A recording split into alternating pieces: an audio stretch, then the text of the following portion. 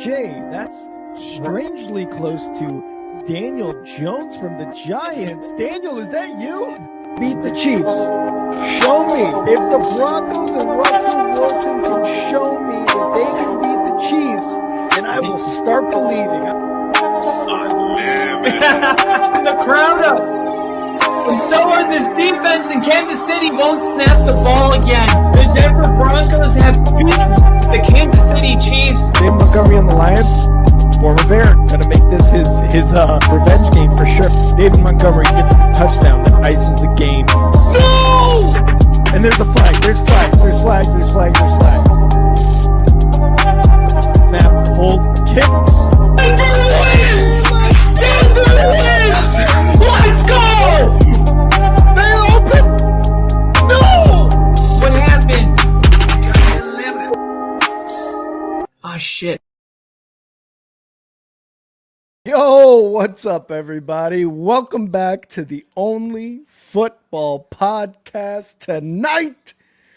Wildcard weekend is here, everybody. The NFL playoffs start on Saturday, so tomorrow, and Kylie and I are going to go through each and every single game and give you our prediction on who's going to move on to the divisional round. We're going to also talk about our power rankings of all 14 playoff teams, and, of course, we're going to end it off with the Chives with Kyle. Well, let's get it.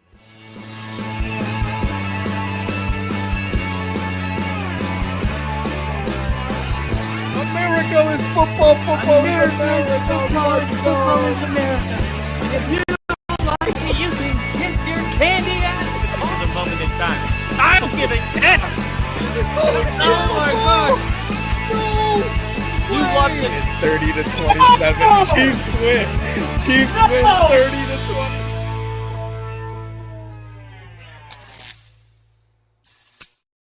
Woo!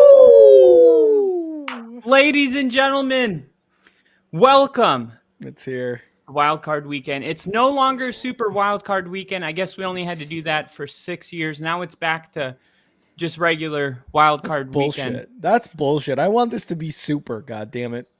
Well, we are getting mixed opinions on it, so let's hear it. I mean, what do you think? Super sounds cooler. That's my only argument. That's it. That's why I want it to be Super Wildcard Weekend. The other argument is that it sounds corny. That's Kyle's argument. No, it's really not. This is one of the rare topics in life I don't have an opinion on. But, dude, it is like almost surreal to me that my team is in the playoffs and that they are about to play.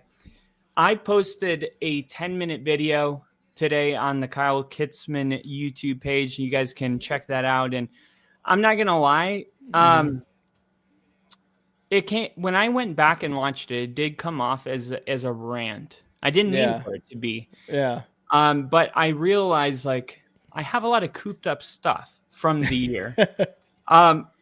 And I'm listening to, not to just like make it about the Broncos right away, because they're like the fourth game, I think. So we're going to go in chronological order. But real quick, there's all of these like, during the week of the game, you kind of look up Broncos Bills and you want to see like, what are they saying on FS1? What are they saying on Fox? What are they saying on ESPN and so on? And everybody has been like, yeah, the Buffalo Bills should beat the Broncos. I mean, everyone has the same opinion. Yeah. Everybody has the same opinion. It's like Denver's just happy to be there. Buffalo should rout them, but Denver should feel good about themselves. And that's, I heard it a couple times and I was like, yeah, I mean, but when I found out there wasn't even like a couple odd people that were like, wait a second. Didn't they just struggle to beat the Patriots a couple weeks ago? Like, why are you so confident? And we'll talk about it, but yeah.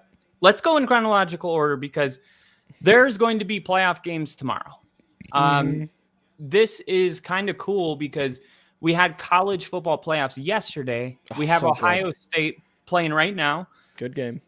And I didn't get to catch the one yesterday. I told Rick I was at work really late. My uncle texted me, he rubbed it in. He's like, dude, this Notre Dame game's insane. And I'm like, dude, I'm literally cleaning up pee right now. Like, I don't want to hear about how it's one of those days. I was like, but he's Irish, so he's always Oh yeah, like Notre Dame. He's an yeah. atheist, loves Catholics.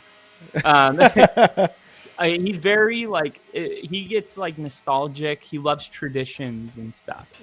So Oh even okay, though yeah. he doesn't participate in any of it or practice it, he loves it. It's hilarious. Every time he comes over for Thanksgiving, he's like, "Kyle, let's pray," and Yeah. it's like the atheist brings it up. But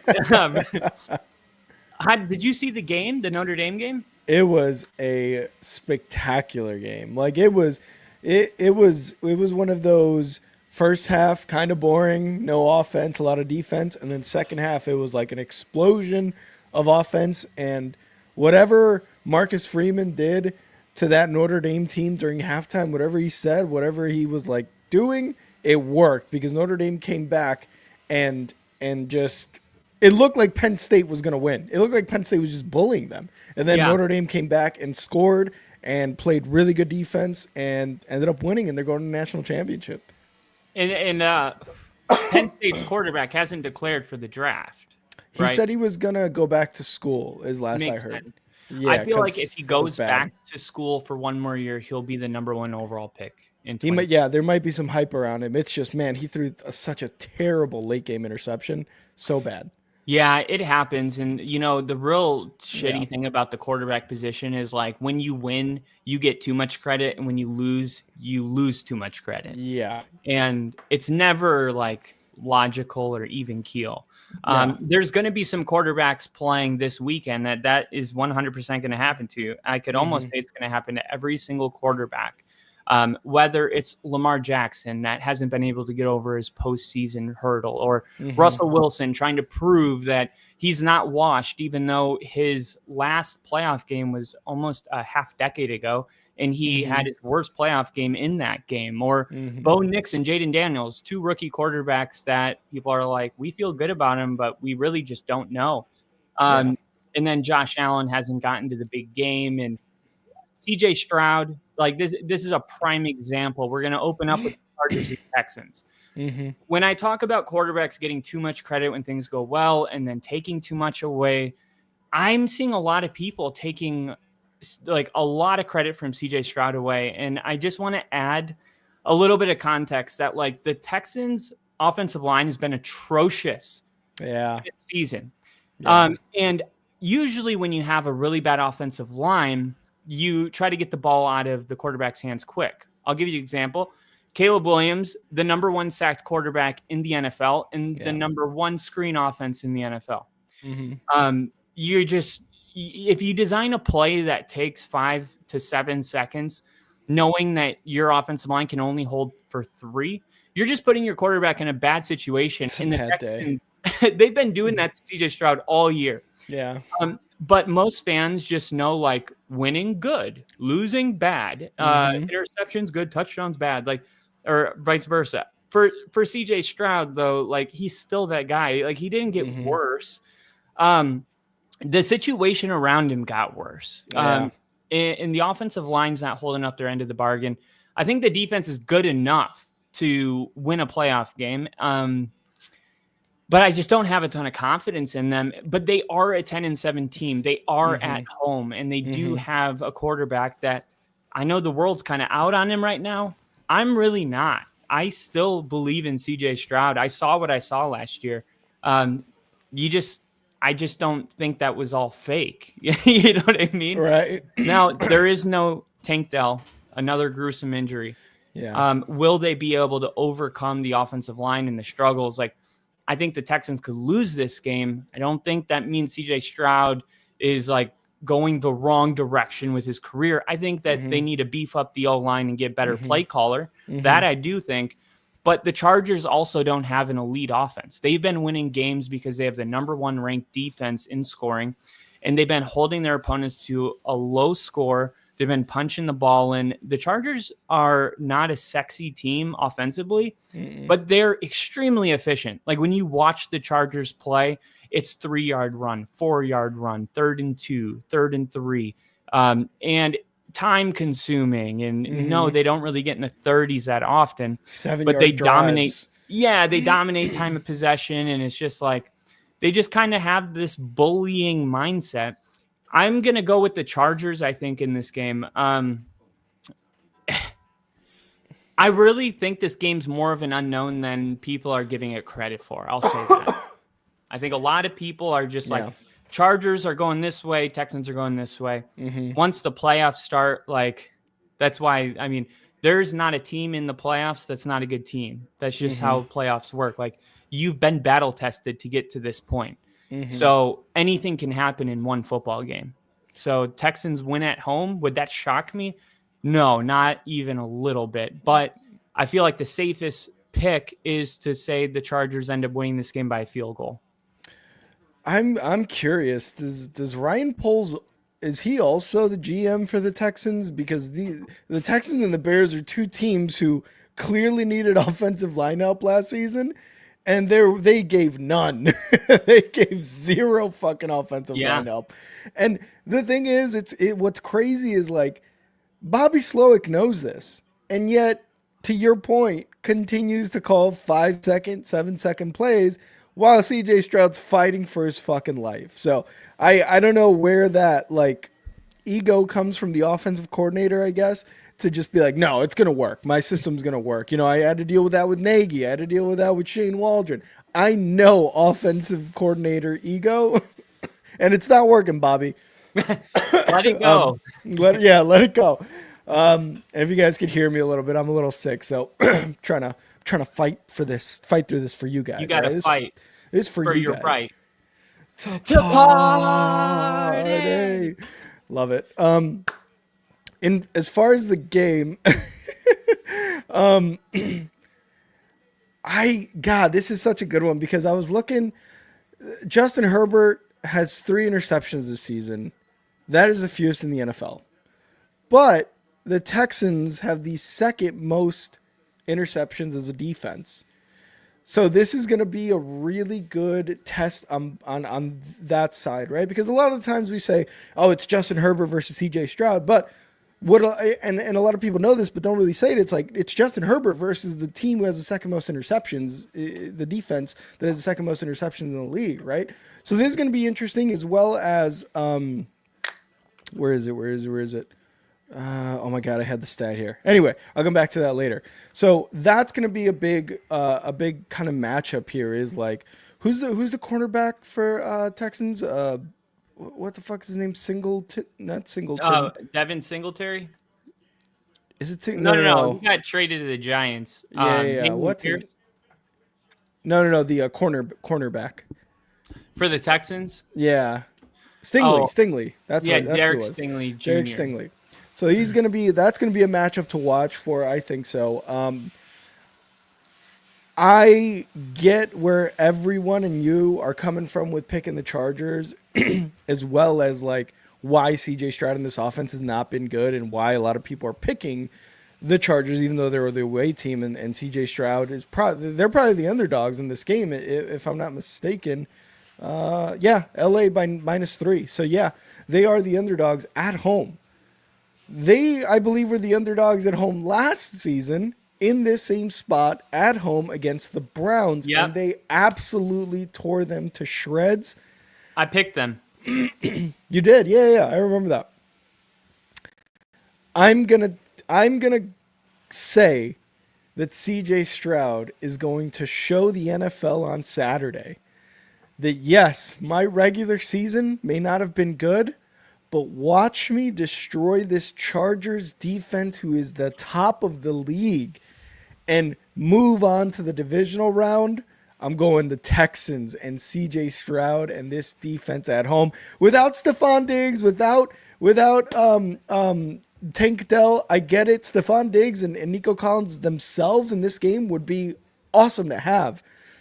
But I'm thinking this is going to be a CJ Stroud game where he's going to do everything in his power to win it. I'm taking the Texans at home to beat the Chargers.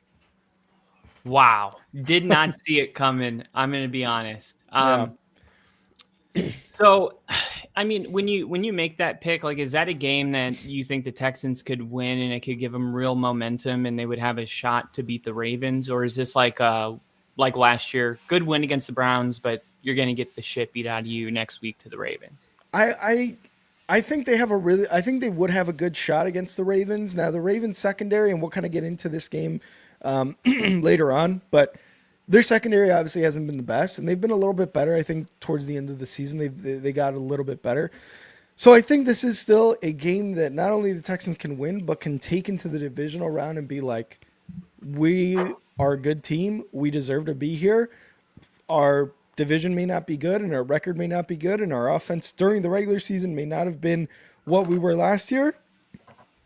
But it's the playoffs, and we're doing that Mahomes, Brady, Peyton Manning-esque type thing where it may not look great in the regular season, but come playoff time, it's fucking on, baby. It is on. Yeah, and no doubt there's a lot of trust that's just being placed onto Justin Herbert, even though CJ Stroud is – both quarterbacks have only had one playoff game, unless I'm forgetting something. So yeah, you're right. Mm-hmm. And one of them won and one of them didn't.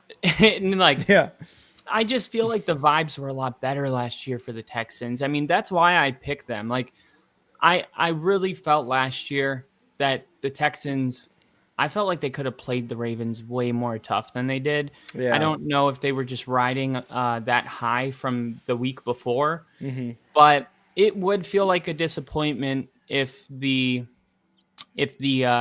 Texans were one and done this year. But like, I just want to keep, like, if you're a Texans fan watching this, it doesn't really, I know it sucks. Like, the goal is to win the Super Bowl, but like, if you're a team that pretty much you can go into year 3 going, we've been to the playoffs 100% of the time since we drafted CJ Stroud. Nice. Yeah, that means that like you're just a couple of drafts away usually from getting something done, but there is that pressure of like capitalizing while the quarterback's in a rookie window of being that 4-year rookie contract. Yep. Because that's when you can bring in Stephon Diggs, and we got to keep in mind like no Diggs, no Tank Dell, and a beat up offensive line. Like, it's just not as good as it should be on paper when the season started right now. Yeah, I feel like with the no Stephon Diggs thing too, it's like Dalton Schultz, the tight end, really has to step it up too. Like, I don't know about you, but to me last year Dalton Schultz was talked about quite a bit during his time with the Texans.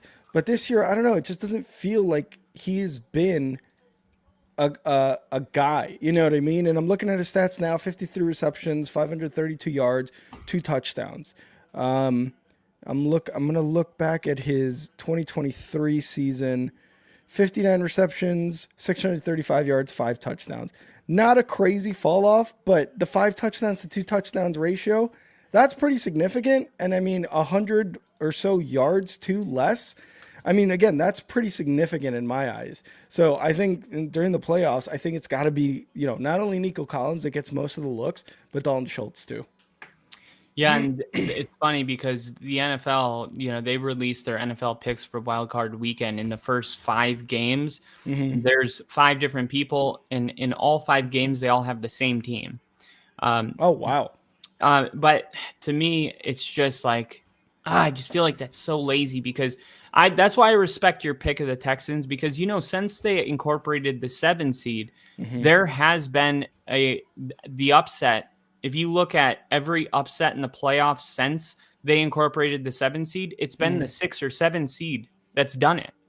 Oh, really? The Packers were the first 7 seed, and then every time before then, it was the 6 seed that did it. But there's always going to be an upset. You just got to be the one to find it, and you're going with the Texans. So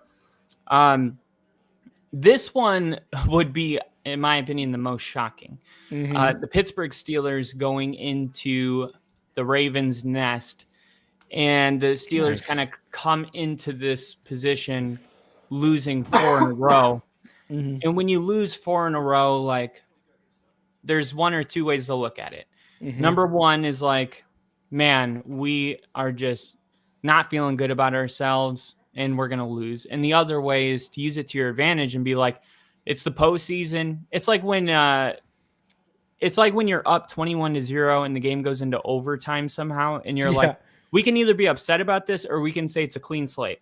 Yeah. And just let's not even worry about that. Let's just control what we can control. We're in the postseason. It doesn't matter how we got here. And I'm interested to see what the Steelers look like when they come out, because I feel like it'll tell us a lot about their mentality going into this game.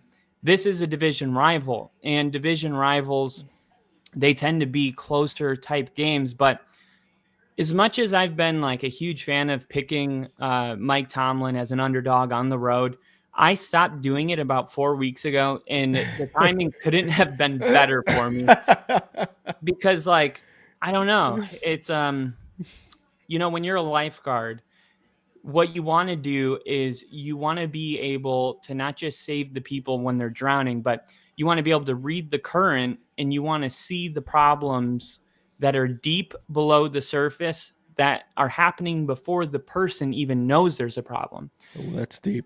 And I feel like when I was taking a step back, looking at the Steelers season, I saw this current deep below the surface where everyone was feeling great about the Steelers. And I was like, but you know what the problem with the current is I know who Russell Wilson is, and I can't be fooled, man. Yeah. There's no Not way. Again. Not again. No way. Like, dude, he would have given his nut to be able to make it work out in Denver. I know that because of the way the media was talking about him. Dude, he was a meme. He was the joke of the NFL. You know that hit him. You know he cares about it. He's so PR. And no matter how hard he tried, he just didn't have it anymore. The spark was gone. That juice, what made Russ was gone. Yep. And in Seattle, like, he had a lot of games where people don't really realize it, but you and I living in Washington State and talking to Seahawks fans, I remember being at a bar when he was still in Seattle, and I remember the game. It was his final year with the Seahawks, and they needed to win to clinch the playoffs, and they lost the game. I think he had a hurt finger in that game or something. And I remember him having the ball with like 2 minutes left, game on the line, and the Seahawks fans, I was like, are you guys nervous? And they were like, this is just the Russell Wilson experience. And like, I realized something then that I guess I just never realized before, and that's that Russell Wilson was always that kind of guy that just kind of hung around and then pulled it out at the end with a good defense, and he was clutch in the final moments. Yeah. But he wasn't like just like crushing anybody. I mean, it wasn't that often that the Seahawks rolled. When they had the defense, that was one thing, but like, it made me kind of reevaluate Russ's whole career. And then of course what happened in Denver happened, and now he's in Pittsburgh, and it feels like this is his last opportunity to how he does in this game. I'm not trying to exaggerate. I feel like in a lot of ways he'll be remembered by this performance because he still has the clutch of like, if he wins this game, the Broncos and Sean Payton were the problem, not Russ. But if he can pull this one out, then, like I said, like it's no longer is Sean a genius. Russ was not used properly in Denver. So this is his opportunity to try to salvage what's left of his career and make a case to be a Hall of Famer. And the Baltimore Ravens, a lot of people believe, are the best team in the AFC. They're 9.5-point underdogs, which is a lot of points. I mean, that's more than the Broncos are getting against Buffalo. So this is projected to be a blowout. When you look at this game, do you think that there is an opportunity here for the Steelers? Maybe they lose, but to keep it close at least, or maybe even win it outright? I have a hard time seeing that. Their pass defense has given up over 250 plus yards in the last 4 weeks of the season, which, by the way, has been a 4-game losing streak. And the offense has averaged 14 points and 260 yards. So all of those things put together, I don't know how Russ, like the last time Russ was in the playoffs was what, 2020? 2019, something like that. I forget what you were talking about. It was 2020? Yeah. 2020, I believe. Okay. So, and even that one, because we had gone back last episode, last stream, and I was like, these aren't good numbers for Russ in the playoffs. I don't know if he is going to be able to do what a lot of these quarterbacks are able to do in the playoffs and just kind of turn it on to playoff, insert quarterback's name here. I don't know if he can do that because like his last few games have been not great. And this team, the Steelers offense and defense has not been great either. Now, don't get me wrong. I think they've been pretty good against the run, but they've been beaten in the past, in the pass game. The offense is really bad. Najee Harris is averaging 4 yards per rush, which is 35th out of 44 qualified players. Nothing about this offense on the Steelers side of the ball should inspire confidence in them winning this game. And this kind of goes back to what I was talking about, like our last stream was when, and we actually talked about this, Kyle, when I was like, at what point, in the first half, if it's like a 14-0, you have 102 yards of offense and you're not able to move the ball past the opponent 40, do you go to Justin Fields, or is what a lot of people are kind of talking about, and what I'm seeing in like articles and stuff, is sprinkle in Justin Fields here and there to maybe add a spark in the middle of it all, instead of waiting to be down 14, 17-0 with only like 100 plus yards of offense and no way to get in the end zone. So can I just say a follow-up question is, how do you do that? I mean, how do you not wait until it's a problem, but also give Russ the opportunity to show that he can do it? I think it's like a couple drives, man, honestly. Like, you got to give him 2-3 drives, and you're like, all right, Russ, you're clearly not able to get this. And it's not even Russ, right? Like, it's Russ, it's Najee Harris, it's George Pickens not being a number one wide receiver. And somehow Pittsburgh just gets stuck with these diva wide receivers year in and year out. It's just every single year. Got to be a culture. There's got to be something. It's got to be, or it's the worst luck ever. No, I just don't believe in that. Like, I've watched Sean Payton, like, we don't have that in our locker room. Yeah. Because Sean would get rid of it. You know what I mean? Like, it's not just performance. We got rid of Russ. Remember when Sean got there and he was like, okay, he doesn't get his own, like, fucking office and trainer. He doesn't get his own parking passes. He said, stop kissing babies. You're not running for fucking president. Yeah. He said that to him in the offseason, and you're just like, this is a weird match because you got a sailor and a pastor. Like, and I feel like, and this is why Sean was suspended for Bountygate, is because whatever happens in your locker room, ultimately the head coach is going to be held accountable. So I feel like as much as we keep being like, man, what's going on with these receivers? It's like, maybe we need to just be like, Mike Tomlin, what the fuck, dude? Honestly. It's because time for a little accountability. Yeah, because you got George Pickens, Deontay Johnson, who left, Chase Claypool, who got traded, Antonio Brown, who I think his thing was kind of like a mental thing, really, that perfect hit, whatever. Oh, Antonio Brown? Yeah, that's a thing for another day. But, like, you don't get wide receivers like, oh, my God, what was his name? The Hawaiian. Hollywood Brown? No. The Hawaiian guy, he was on the Steelers Super Bowl teams. Hall of Famer? No? Are you talking about their safety, Troy Polamalu? No. The wide receiver, number 4. Oh, Hines Ward. Yeah. Was he? Maybe he was Pacific Islander. I don't remember. But like Hines Ward was like. Yeah, I think he was a Pacific Islander. Okay, so like he is like the model wide receiver, and the Steelers have not had that since he's been gone.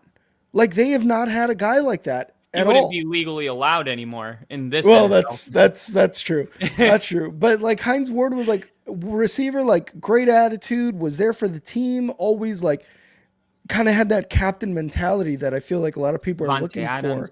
Marvin Harrison.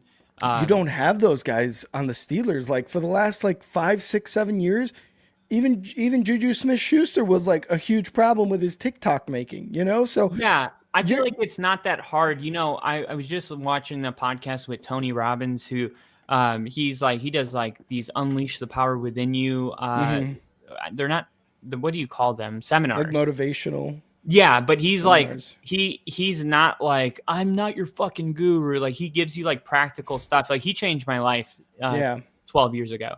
Yeah. And his whole, he's just got stuff that's so great. But he was on a podcast 2 days ago, and he said something that just stuck with me about like, like your mindset is everything. And he said when he goes into business, because he's a billionaire now, and he said when he was doing business, he said he lost $120 million because he did business with the wrong partner, someone he thought he could trust and all this stuff.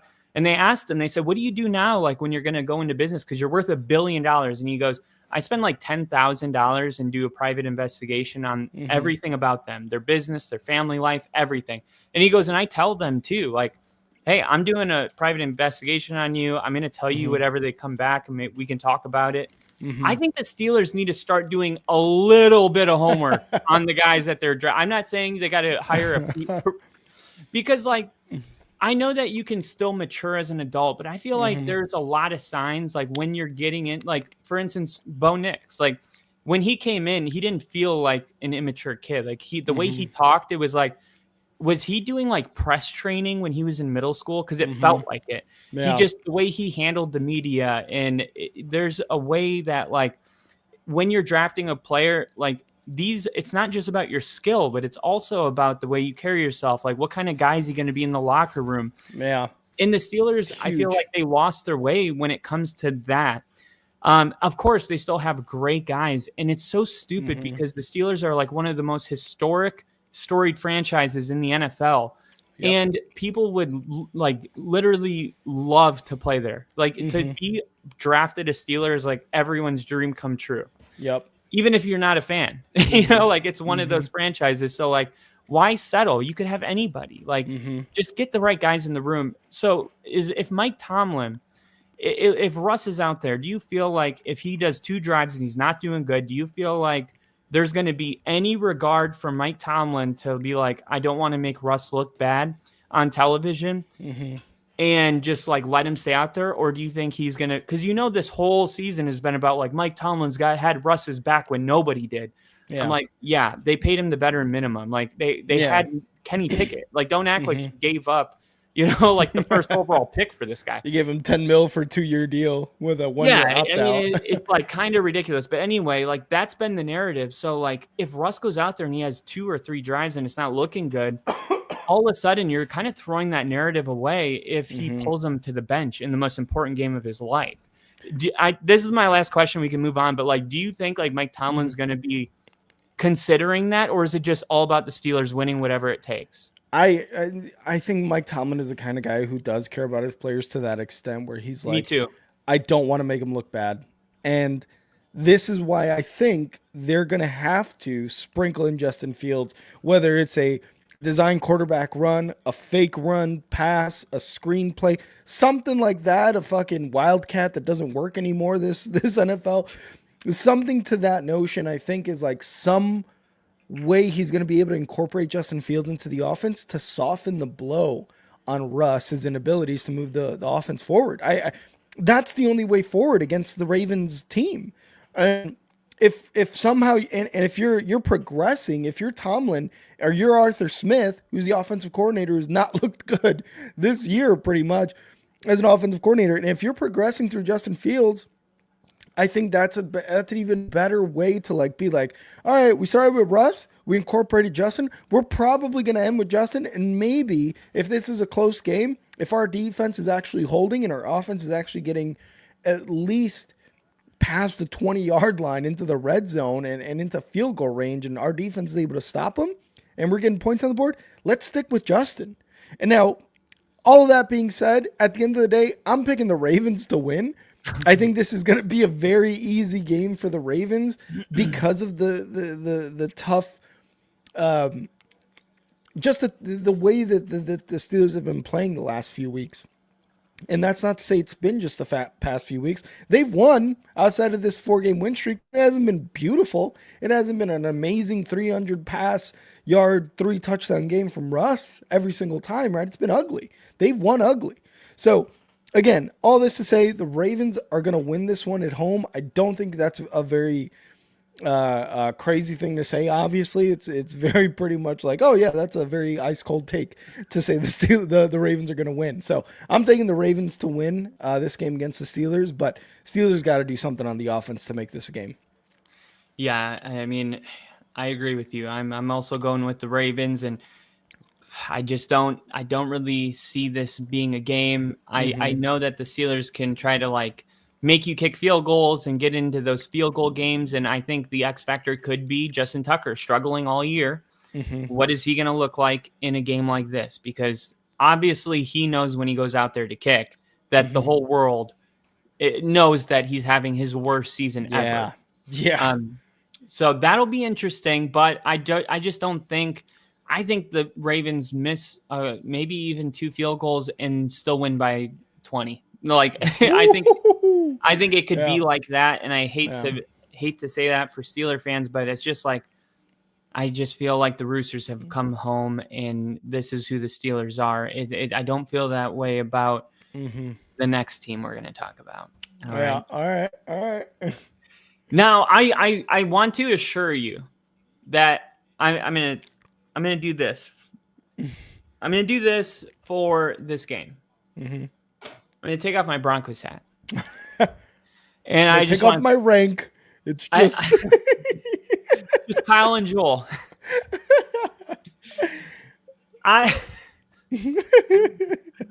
Okay, no, but in all reality, I want to have a football conversation outside of Bronco fandom here. I want to, because there is a difference between being a Pro Bowler and an All-Pro. I didn't. I found out today. I was like, wait a minute, what does that mean? They're like, fans vote on Pro Bowlers. All-Pro is what really matters. So, like, what is the difference? Do you know? Like, do All-Pros, like, I mean, is that just something that goes, like, on your resume? There's not, like, a game or anything that you... Oh, I think there's financial incentives, like, you get a bonus. Financial incentives, and it's actually, like, something that's recognized a bit in higher regard than a Pro Bowl. Like, Pro Bowls is fans, all that shit, coaches and players, but all pros are like, aren't they like, hey, you statistically have been better than everyone else, and therefore you're an all-pro. Like, that's how you've played. Well, the Broncos have 6 all-pros. Nice. Quinn Martinez, Garrett Bowles, Marvin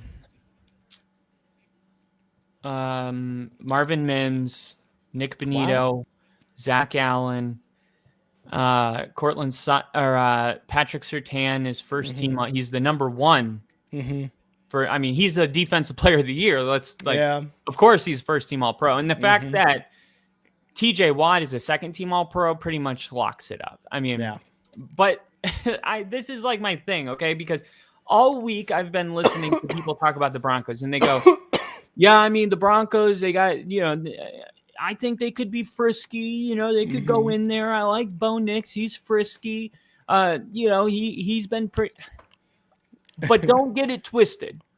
This Denver Broncos team runs through the defense. This is about the Broncos defense against Buffalo's offense. Okay. Before you just I don't know, for whatever reason, throw our offense to the curb and say that it's all about our defense, because our defense is pretty damn good. Our offense is 5th in scoring. Bo Nix is top 5 in rushing yards. He is the number 1 quarterback in passes over 20 yards. He is beating Jaden Daniels in passing touchdowns and passing yards and completions. He's taken half the sacks.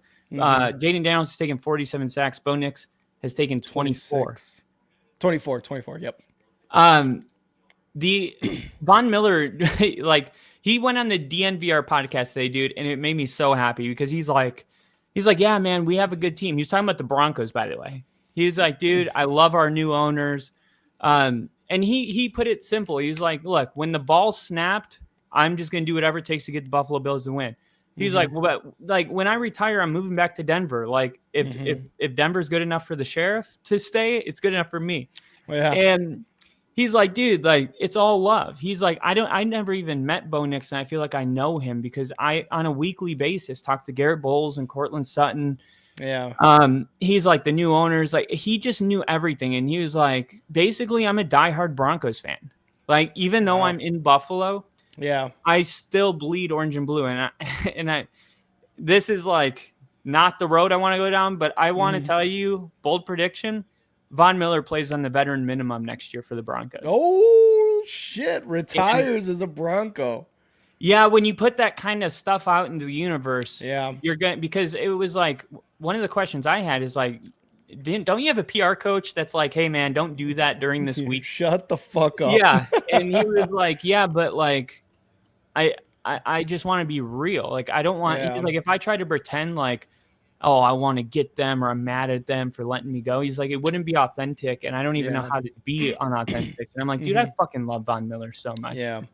But like this team, and what Von Miller said was, he was like, if you want to know how good a team is, look at the offense and defensive line. He's like, if you got a good or great offense and defensive line, just see whatever matchup, who's got the better offense and defensive line. That's who's going to win the game.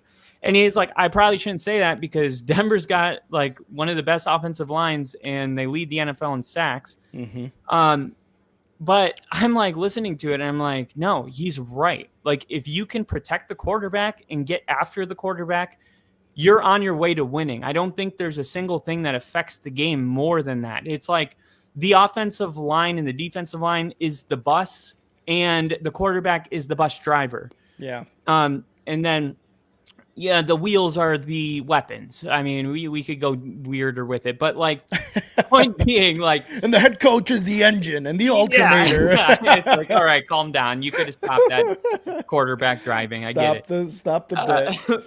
But I mean, I look at this team and I'm like, okay, there's got to be something I'm missing about the Broncos. They come into the season with a 5.5 win projection. They got their field goal blocked. They're, in my opinion, about an 11-win team. They end up with 10 wins. They're up 21 on the Chargers. They let him back into it. Could have been a 12-win team. I mean, there are some games like we left on the field. And the point of all of this is like, everybody is predicting this game to be some kind of blowout. And for the life of me, I can't understand it because we got Riley Moss back playing at a high level. He had that one game back. He was rusty. He looked great last week. And if you have questions about him, just look at week 1 to week 11 or week 12. Like, he was shutting down everybody. And Surtain, of course, like, shuts down the entire side of the field, which allows Denver to be able to do different blitz packages that other teams don't have the luxury of doing. And when you're able to come after the quarterback like that and get that kind of pressure, and there's not enough time to throw it down the field, what you really want to limit is Josh Allen stepping up in the A gap. You know, that's where he's dangerous, because if he can just run straight up the middle and get past you, we got to have some kind of QB spy going on, and we got to keep a close eye on him. But I'm wondering, like, what am I missing in this game to think that Denver's going to be blown out? Because they were blown out one time. Everybody that's brought up that Denver has only beat one playoff team has failed to mention that Denver wasn't blown out by any of those other teams. That they had their field goal blocked, and whatever the case was, or the Chargers came back and they let it go. But like, or they lost to the Bengals in overtime. And I know they're not a playoff team, but it felt like a playoff team when that game happened. I just feel like it's a little unauthentic to make it seem like, no, because of their record against playoff teams, we're going to add up that they're going to get blown out when only one team did it, Rick. And that team is the only team to blow out the Buffalo Bills this year. And the Buffalo Bills were the only team to beat Kansas City. And 3 weeks before that game, the Broncos were about to be the only team to beat Kansas City. And the field goal gets blocked, a 30-yard attempt. So these teams have a lot in common when you really take a step back and look. And I'm like, well, what is the clear advantage here for Buffalo? Because Bo Nix is the second best quarterback in the NFL against zone coverage, and Buffalo runs zone coverage almost more than anybody defensively.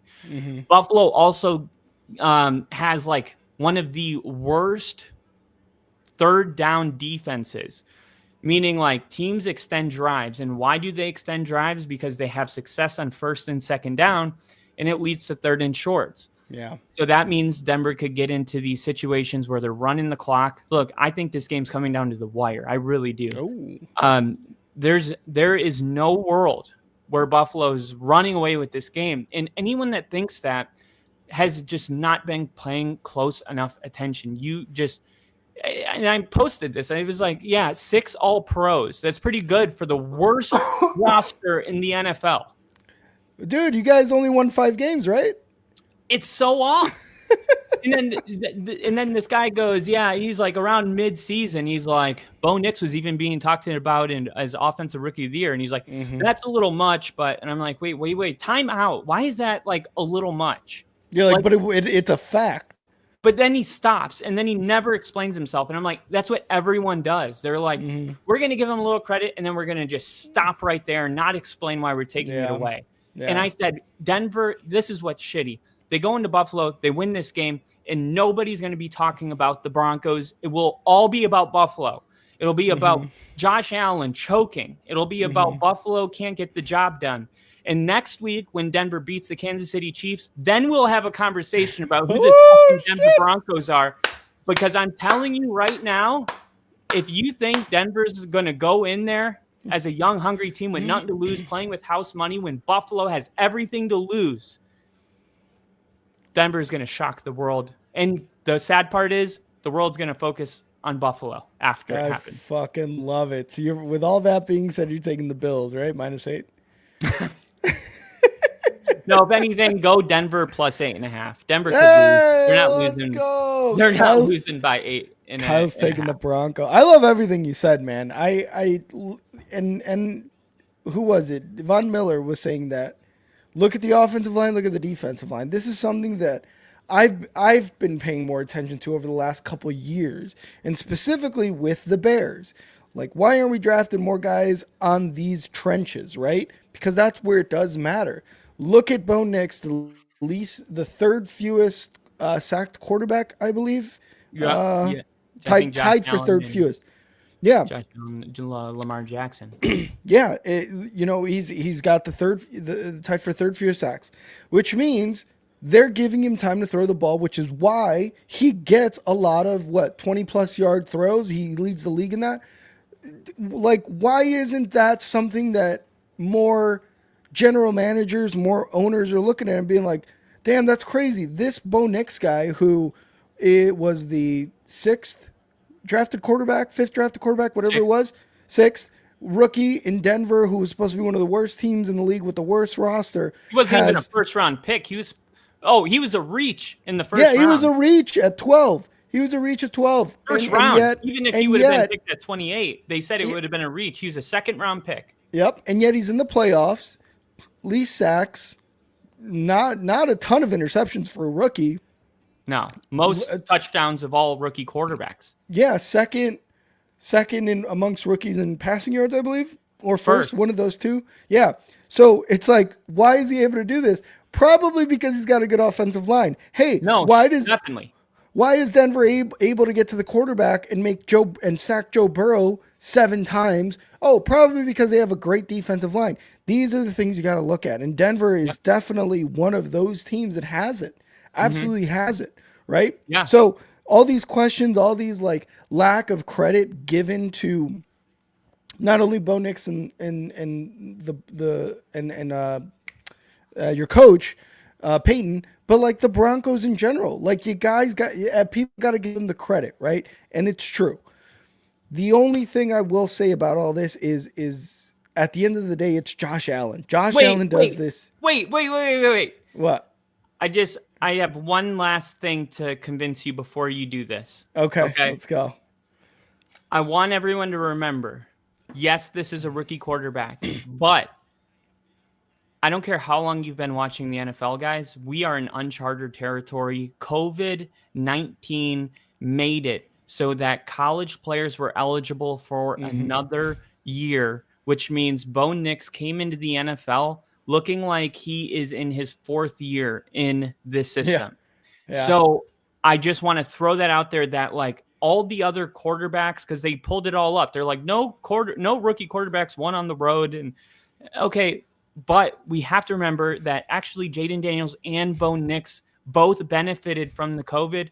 And if anything, they've made a major statement to college quarterbacks. Hey, stay in college, develop, and don't prematurely come to the NFL and ruin your career. Stay in college. So just remember, although they are rookie quarterbacks, Jaden Daniels and Bo Nix have one thing in common. We've never seen what we're about to see. That's true. That's true. I love Okay. it. I love just it. wanted, So, just in case. just in case. I love it. On the other side with the Bills, Josh Allen does this thing where he makes magic happen. He really is kind of like a Patrick Mahomes-esque type of guy, right? Yeah. He has as many rushing touchdowns as the Broncos do, and that's a 3 running back system. Clearly going into this game, and I've said it before, one of the biggest things that the Broncos lack is a true 3-down back or just a true running back, right? We thought it was Javonte Williams. His rookie year was like awesome. He got hurt his second year, and then it was like, okay, it's clearly not who he was this year. It's a 3-headed monster with Estime, Javonte Williams, and McLaughlin. In the last couple of weeks, though, they have been finally running the ball well. Chargers, and then the Bengals game, and then the Chiefs game. It's like all of a sudden they have a running game. So I don't know how much credit, how much weight you want to put on that. Is it like better late than never, or is that a fluke? I don't know. It could be. Yeah, it could be better late than ever. You're right, because going into the playoffs, you want as much of that momentum going into this game. But then we look at Josh Allen and just what he's able to do, man. To me, the factor here, the X factor here is Josh Allen. I don't think it's going to be an 8-point game by any means. I agree. I think it's going to come down to the wire. I think it's going to come down to 4th down, 43 seconds left or some shit like that. And the Bills get in field goal territory. They score a touchdown down 3, something like that. I think it's not going to be a blowout by 8 points, by a touchdown. It's going to be less than that. But at the end of the day, I got to go with Josh Allen and the Bills team to win this game. I'm sorry, Kyle, but I'm picking the Bills at home as the number 2 seed. But I don't think this is going to be a blowout by any means, because the Broncos have an all-pro cornerback. They have an outstanding defensive and offensive line. And those 3 things right there are going to be huge in playoff games. PS2, baby. He's going to take that shit. He's going to shut down every single receiver that the Bills have. But to me, at the end of the day, Josh Allen is on this like mission of being unstoppable. He is inevitable. But I just want to say, this is not a one and done playoff year for the Broncos by any means. The Broncos have been one of those, prior to this 8-year playoff list streak, the Broncos were a system and a team of success. They were somewhere you wanted to go to, too. Kind of like you were talking about the Steelers earlier. Like, that's a fucking franchise. The Denver Broncos were up there. They would win. They would go to the playoffs. They'd win. They'd go to the playoffs. Maybe a year they wouldn't, but then they'd be there the next year. This is the start of that continuation. I shouldn't even say the start. It's a continuation of what it was prior to this 8-year playoff list streak. So the Broncos, they're not done. They're not done. But in this sense, I'm taking the Bills, and Nick disagrees. He's saying Broncos 27-24. Yeah. The Broncos are going to win this game. And I do, Nick, I got to say this game is a coin toss for me. It's a coin toss. It's a tough one. Yeah. It is a tough one. And it's like, we're just going to forget that they struggled with New England with the number 1 seed on the line. There is film out there on how to slow down the Bills because of that game. And also, man, the Bills defense has been pretty bad. Like we gotta also just like, great. It's like everyone's just ignoring that. And it's like, you got the defensive player of the year on one side and the other side's giving up 50 to the Rams and 48 to the Lions in back-to-back. I just feel like everyone's going a little too hard, but I just watched that. Go ahead. I was going to say, and here's a couple stats that you're going to like. The Bills, 4th worst in 3rd down conversion percentage. Over 43%. They have the 18th most sacks, tied for 18th most sacks, And the Broncos don't give up sacks, dude. So these are two great things because if you're giving Bo Nix time on third downs, more than likely you're going to convert it on over 50% at this point. So yeah, I look, it's a coin toss because of a lot of things like that, a lot of little things. So yeah, I get you. I think the real X factor of this game is going to be when Denver takes the lead in this game. How will the Bills respond? Because I do think there's going to be a moment where the stadium is quiet, the Broncos are winning, and the people are shocked. I just saw the documentary, the Netflix Aaron Rodgers documentary. I didn't finish it, but I was watching it and I was like seeing the Brett Favre to Aaron Rodgers handoff, and I was like, dude, this was always going to be a movie, and especially with Jordan Love, and I'm like, I was just sitting there thinking, I'm like, man, if Bo Nix like wins these next two football games, there's going to be 20 years from now, like Aaron Rodgers is getting right now. We are going to see a documentary on these moments. And just like when you see Brett Favre's last football game or Aaron Rodgers' first start, you remember where you were when you were watching the Hail Mary against the Cardinals. Like, I really do feel like we have an opportunity on Sunday to have a moment that could potentially be something that 20 years from now, I'll be 50. And I'll be like, I remember that. That was Bo Nix's rookie year. I'll be telling my grandkids, I remember when he came in, no one thought he was going to beat the Bills. And when John Elway won the Super Bowl in 98, they were the 6th seed and they were 10-point underdogs in the Super Bowl, double digits. I mean, the Broncos have always played better as an underdog, and that's kind of a rule of thumb for everybody. When you got nothing to lose, you play better, you play more free. I'll close out the entire game with this.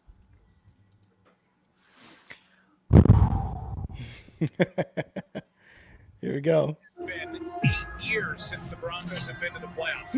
Unfortunately, the Broncos fall just short. And unfortunately for the Broncos, they still have not clinched a playoff spot. Ain't nobody trying to watch Bo Nix, a rookie quarterback. Come back to you. Why not?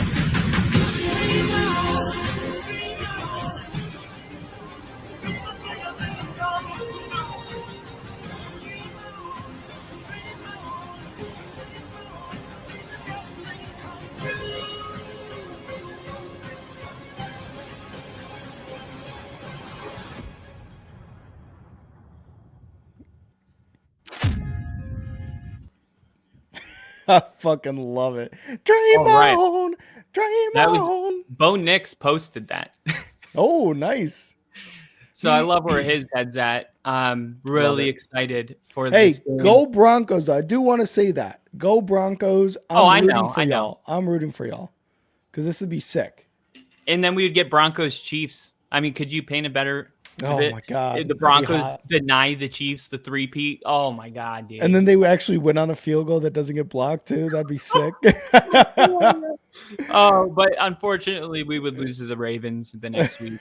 But I do think they match up great with the Bills and Chiefs, not the Ravens. But I'm a big Steelers fan this week for that reason, by the way. I bet. Go Steelers, and next week, go Chargers, I think. All right. Moving forward with that, thank you guys. Always a couple extra minutes there for the Broncos for obvious reasons. But the next game was the first game of the season, and it will be the 4:30 game Eastern time. The Green Bay Packers going not to Brazil, to Philadelphia. Last time, Jordan Love almost out for the season. What it looked like was that he was going to be out for the season. I really still am shocked that he came back this year. The way he was, I mean, we have a short. Go watch the short, and you'll see the raw emotion from my face in that moment, because I was like, I don't care if it's the Packers or Josh Allen or Joe Burrow, like the top quarterbacks in the league. NFL sucks when they're out. I mean, just look at the Dolphins. Where'd they go this year? But everyone's picking the Eagles. Let's just say that to begin. Now, a lot of people are still waiting to see if the Packers can roll with the big dogs of the NFC. And in a way, I feel like the Packers and the Broncos have a lot in common this year. because I do feel like they are both capable teams that have fought really hard and had heartbreaking losses to great teams. Whether it's the Lions or it was the Vikings or when they almost came back. I mean, there's just so many moments like that. Losing their players last week wouldn't have mattered, but yeah. Rick, I'm a little confused with this one. Like Jordan, let's just get some of the details out of the way. So Jalen Hurts has been practicing. Yeah, he's cleared concussion protocol, I think, as of today or yesterday.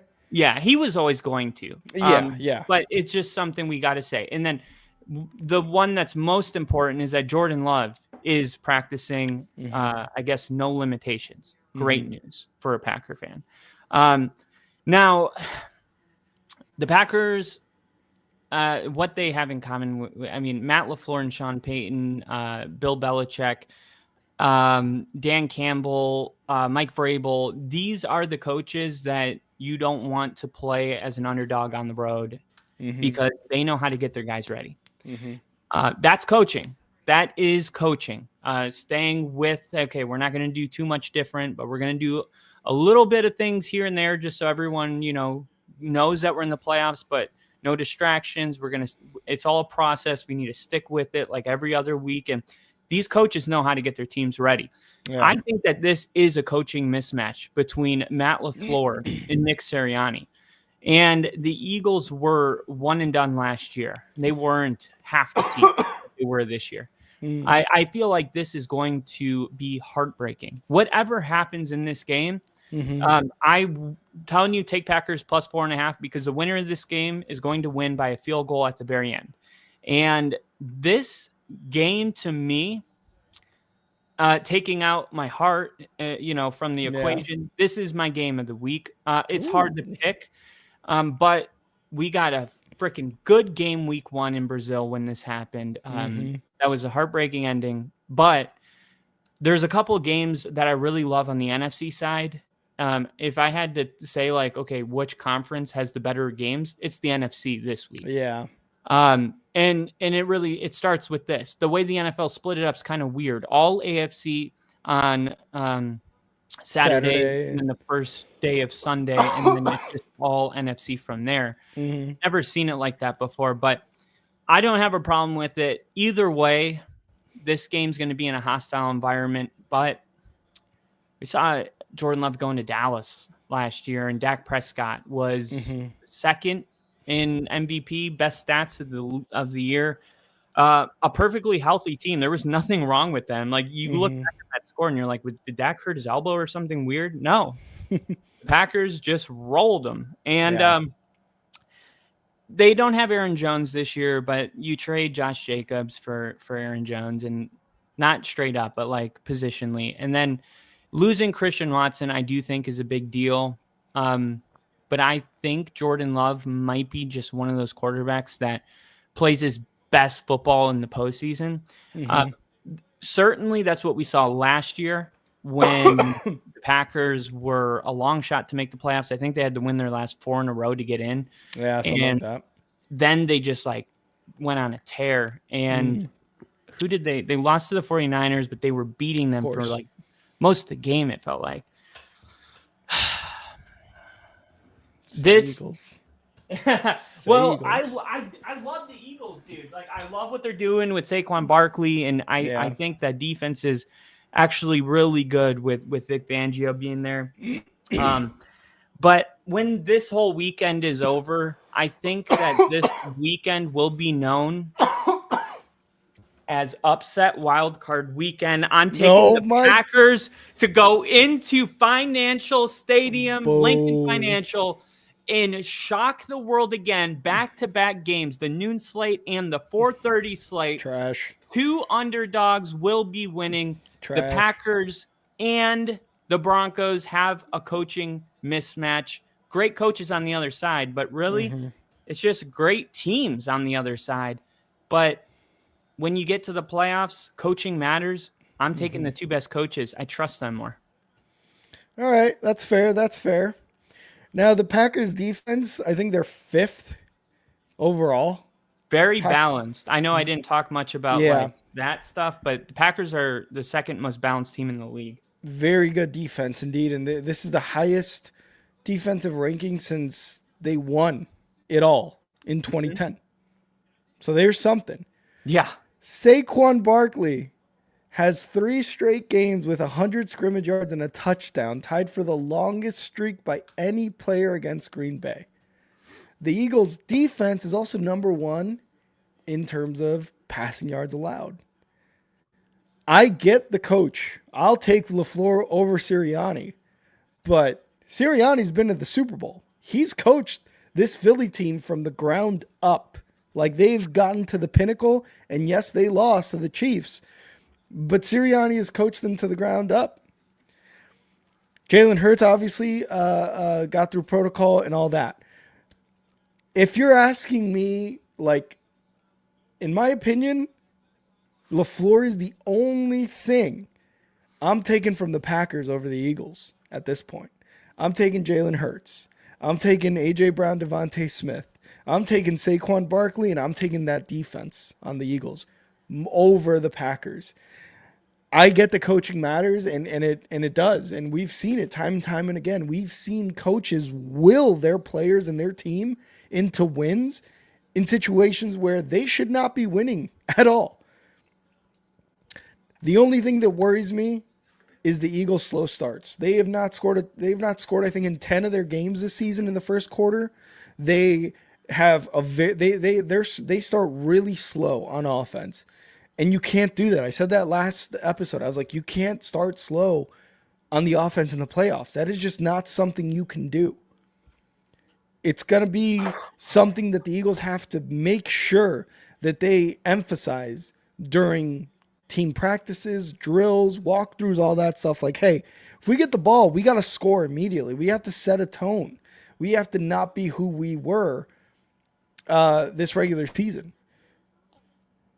I think Jalen Hurts, I think A.J. Brown, I think Saquon Barkley, with how well he's played, I think they're going to be able to do that in that first quarter against this very good Packers defense. Don't get me wrong. I want to make sure that everybody knows that this Packers defense is very good. Hafley, coming in from Boston College, has done wonderful things with this defense. And a lot of these guys are this. What's that? Edgerrin Cooper too. Edgerrin Cooper, great additions. Like, a lot of these guys are the same guys from the defense last year. It's just the defensive coordinator is much better. But at the end of the day, all that being said, I'm going with the Eagles to win this one at home. They're the number 2 seed. They want to get back to the Super Bowl where they were 2 seasons ago, right? Like, we got to remember, yeah, they got fucking steamrolled by the Bucs last year, but the year before that, they were at the Super Bowl. And now look where they're at now. They're the number 2 seed. They went wild card, Super Bowl, first round exit, to now the number 2 seed playing in the wild card again. I think this is a great situation for the Eagles to take this dub against the Packers, but position by position, I'm going Eagles all the way. But if you're asking me for a coach, I'm going LaFleur, and to be honest, and that's just by probably a smaller margin. Overall, LaFleur's coaching career has been much more productive, much better than Sirianni's, but Sirianni's also been to a Super Bowl in less time than LaFleur has been. He hasn't even been to the Super Bowl. I don't think LaFleur's been at the Super Bowl. So you got to take that. You can't just take that with a grain of salt. That means a lot. So I'm going Eagles. I'm going Eagles 31-28. And I'm going to go Packers 33-16. Now, what a score. The last thing I want to add is, like, the Eagles, you brought it up. The Saquon Barkley rushes for over 100 yards almost every week. I mean, the guy almost broke the record, for crying out loud. Mm-hmm. This is, no, I think the game will be a little bit closer than that probably. But the reason I said 16-33, I'm about to tell you.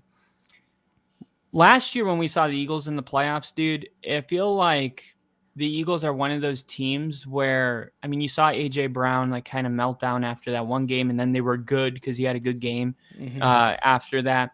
I feel like the Eagles are one of those teams where, like, this year specifically, it's not like the Super Bowl year. It's definitely way better than last year.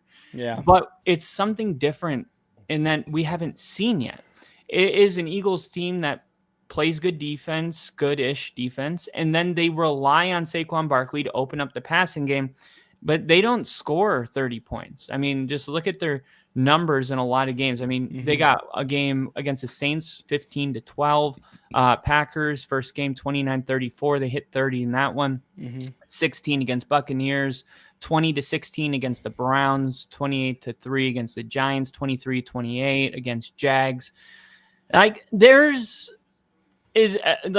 we ride momentum going into playoffs, and we tend to forget if this game doesn't start the exact way the Eagles need it to, this can turn into one of these other games.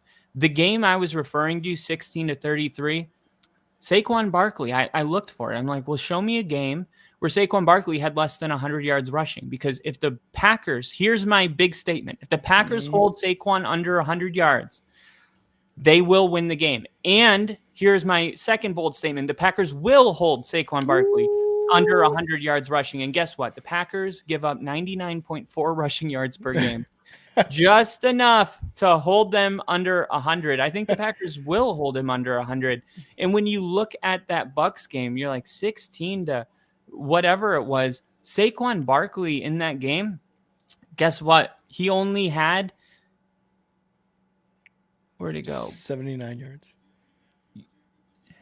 Is that true? Close? Oh, okay. I know. I thought you had it. Buccaneers. Bill, no, Hurts. 84 yards. 84? 84 yards. That was close. And that was September 29th. He had 84 yards, and they only scored 16 points. The week after that, Saquon only had 47 yards against the Browns, and they only scored, 20 points? 20 points. Wow. When Saquon Barkley doesn't have 134, 250 fucking yards rushing, like these crazy numbers that you're just like, what? Yeah. When he has like an actual game against like Myles Garrett and the Browns defensive line, as bad as they are, they can stop the run. So the Packers are 7th in the rushing defense game. Tampa Bay is 4th. Yeah. That's why they stopped Saquon Barkley. Vita Vea, he got it done for Tampa Bay. Yeah. The Packers are going to get it done, and I'm just don't have a lot of faith that when Barkley, I'm not saying it's not going to work. I'm saying he's going to get 3.5 yards a carry, but what will they do then? Because that's their identity this year. And if the Packers can take that away, which that's coaching. You don't think LaFleur knows it? I can put it together on this computer. Like LaFleur knows, let's shut their running game down and make them beat us passing the ball. They don't do that really this year. And I trust our defense to stop them if they try to. And watch out for Xavier McKinney, because Xavier McKinney gets a couple picks. Green Bay all of a sudden is going to be that underdog. I think Xavier McKinney gets 2 interceptions in this game. Saquon's held under 100 points, and the Packers win the game. I'm going to go 17-31. Wow. I cannot wait to have grated cheese on Sunday, regardless. Bill, Jalen Hurts is actually cleared protocol. He will be playing this game. Oh, yeah. Yeah. Grated cheese. Even if they win, are you going to bring the cheese? Yeah, I'll bring the cheese. Okay. I like cheese. Either way, we're bringing cheese. Okay, so our next game, they just keep getting better. The Washington Commanders going to Tampa, taking on the Bucs. Now, this is the first game where the predictors, one person picked a different team. Everybody went Bucs here. Brooke went Commanders. This is weird because the Buccaneers are 3-point favorites, but I think when this game first opened, I don't remember. I felt like everyone was going Commanders on this one. I don't know. I felt like when I first looked at it, it was going that way. But now it seems at least these guys are all going Bucs. But one thing I can tell you about this game, there might be 80 points scored in this game. Oh, that's a big one. This is going to be the shootout game of super wild card weekend. Super wild. Because like we brought it up last week. I mean, both of these defense give up the same amount of points and they score the same amount of points. So like they are mirror images of each other. For the Bucks, they have Todd Bowles, and Todd Bowles, it's similar to the Seahawks, where like the Seahawks didn't have a good enough season to get in the playoffs, but what did they do consistently well this year? They shut down rookie quarterbacks. Yeah. Defensive coaches that have been doing this a long time are a rookie quarterback's nightmare. Todd Bowles isn't going to just blitz, because Jaden Daniels is actually the best quarterback in the NFL this year against the blitz. I think he's the only quarterback that has a higher completion percentage against the blitz than he does with no pressure. So when you blitz Jaden Daniels, you're putting yourself at risk for him to get into a zone very similar to what we see with Lamar Jackson. And I called it. But anyway, Jaden Daniels is that guy. He was that guy his last year at LSU, and that's why he accounted for 55 touchdowns that year. Yeah. This season, you're seeing like Jaden Daniels, he came into the league, he was pro ready. And it's the same thing with Bo Nix. Both of these guys, I think that their inexperience is helping them. You got quarterbacks like Lamar Jackson who like there's so much pressure to get it done because they haven't gotten it done. And every year they don't get it done. It becomes like a self-fulfilled prophecy where you don't play well because of the pressure, but like the pressure's only there because you didn't play well, and it just spirals. When you just have never been in these moments, you're just like, it's just another football game. You get the Jordan Love Cowboys game. I think that the inexperience for these quarterbacks specifically with their college time, I think it's in their favor. Now, on Tampa Bay side, though, I'm going to go back to where I came from. I don't think Todd Bowles is going to blitz in ordinary ways. I think he's going to dial up very confusing blitzes. I think they're going to come from the same side. Then they're going to come mixed. Then it's going to be the safety, then 4, then 6. It's going to be a confusing day for Jaden Daniels. The matchup I'm looking at is Todd Bowles' blitz packages against Jaden Daniels' blitzing completion percentage. How is that going to go, that chess match between them two? And then, of course, Baker Mayfield, I have all the confidence in the world that he's just going to find a way to score 35-plus points in this game. The question is, will the Commanders be able to do it?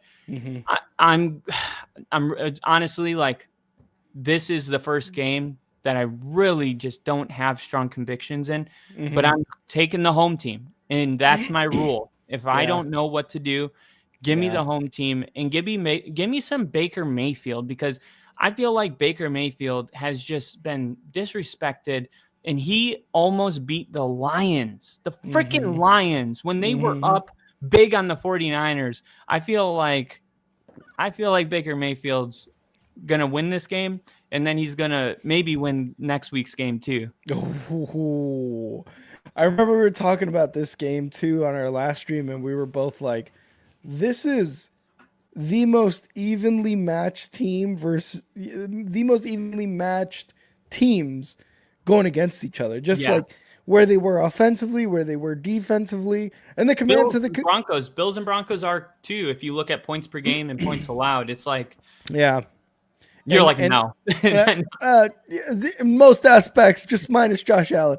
Steve Spagnuolo said that Bo Nix was a mini Josh Allen going into Week 18. The defensive coordinator for the Chiefs said that. So I'm just saying. He said I'm just saying what that defensive coordinator said. All That's right? what he said. He knows football.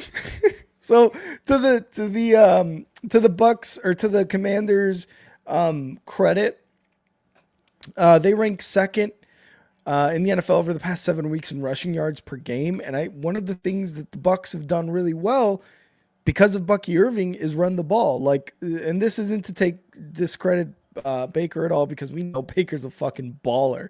I mean, he had like 41 touchdowns or whatever this year. So initially my thought was like, okay, can the Commanders stop the run? They've been better. But Bucky Irving has been good too. So that is actually one of the matchups that I'm going to be looking at too, is whether the Commanders can continue this, like, I don't want to say dominance in the run game, but like improved rushing defense, I would say, or against Bucky Irving and even Rashad White, because Rashad White can still run the ball and he's still pretty damn decent running back for the Bucks. Yeah. The thing for the Commanders is kind of what you were saying too. Like, will Bowles rush, or blitz Jaden Daniels, because Jaden Daniels is good against the blitz, and I think Bowles over the years too, like, this is part of the coaching thing too, is like he knows kind of what to do to certain quarterbacks in certain times. Now he knows that Jaden Daniels is good against the blitz. So kind of what you said, he might throw some really detailed blitz, some very sneaky stuff. Like you were saying, like the safety one time, it's the cornerback, it's the nickelback this time. Honestly, I don't know if he blitzes that much. I think he can put some pressure. Do you want to like Daniel? But do you want to go away from your identity at this moment? Like, how cute do you want to get right now? Well, is it being cute in the playoffs if you want to, move forward? Because you know what your offense is capable of. Now I just don't have the answer. Like, I don't know if Todd Bowles is game planning and he's like, we are who we are. Yeah. And that's kind of one of the things, too, that's been like Todd Bowles' downfalls has been like, some of his decision making has been bad. You know what I mean? It was like that reporter who asked about the how the weather is going to be in Detroit. And he's like, well, they play in a dome. That was like the reporter equivalent of Todd Bowles in certain situations. So no, that's Eberflus. Yeah. So Eberflus would be like, yeah, no, we're going to prepare really well for the cold. It's cold in Chicago. And it's like, dude, they play in the dome, dumbass. He would be saying for the Jags head coaching spot. Of course he is. No, I'm kidding. I'm kidding. That guy will never get a job. No, he'll never get another job again. Nagy is, though. Nagy is somehow getting a job. He'll be the Chiefs' new offensive coordinator somehow. And win a Super Bowl. And win a Super Bowl again. So I don't know, man. Like, is it getting cute to not rush this guy? Or is it getting cute to actually rush this guy again? Because you may want to throw some complex stuff at him. Will that work? Will that be too cute for this defense as a whole, right? So I think Todd Bowles is doing his homework for sure on his defensive side because he knows his offense is fine. And I was kind of in the same boat as you were. Like, Baker can throw the ball, get it to Mike Evans, and probably have 4 touchdowns in this game. Can Jaden Daniels do the same? Because when he's gone up against top defenses, it's kind of been a struggle for Jaden to put points on the board. When the Bears were doing really well in week 7 defensive wise, it was what was it 20 points and 19 points that he got up on the board or something like that, 17 points. It was tough for them to move the ball into the red zone and actually score from there.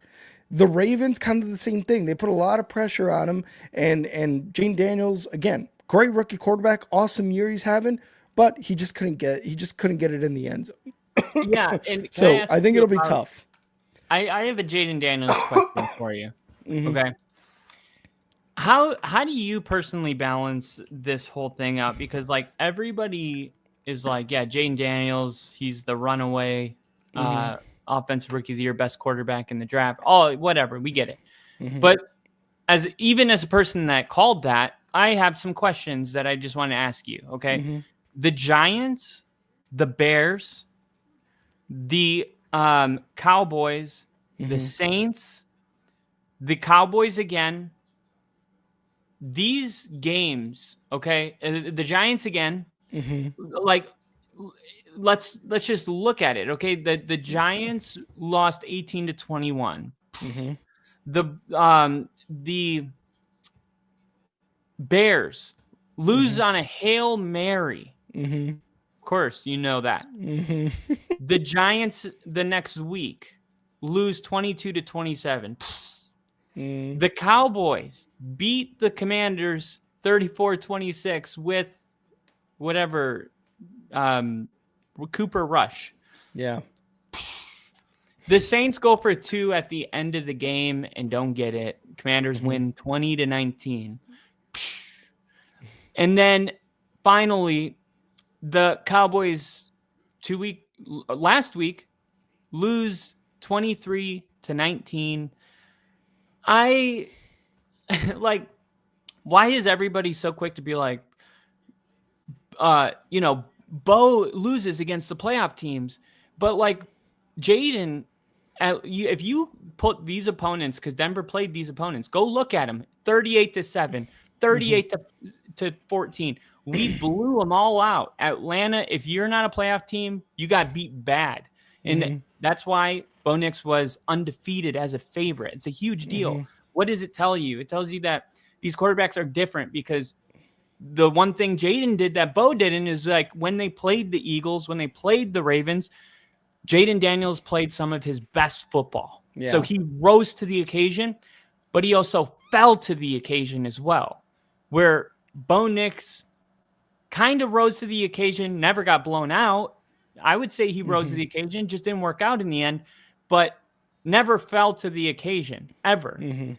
So when Jaden rose to the occasion, I think he went higher than Bo, but Bo never went as low as Jaden's gone. I can say 6 games. It's almost half of the season, or it's like 40% of the season.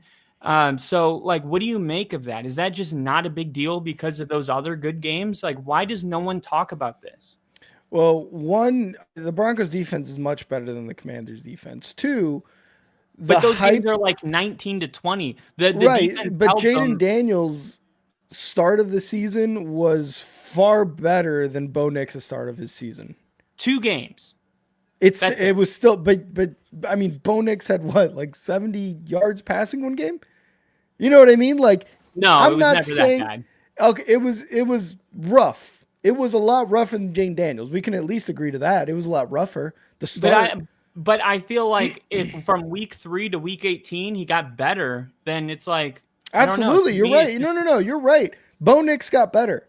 That's why, in my opinion, it's either Jane Daniels or Bo Nix for Offensive Rookie of the Year. Like, don't get me wrong, what Brock Byers did with the Raiders is awesome. I just don't think that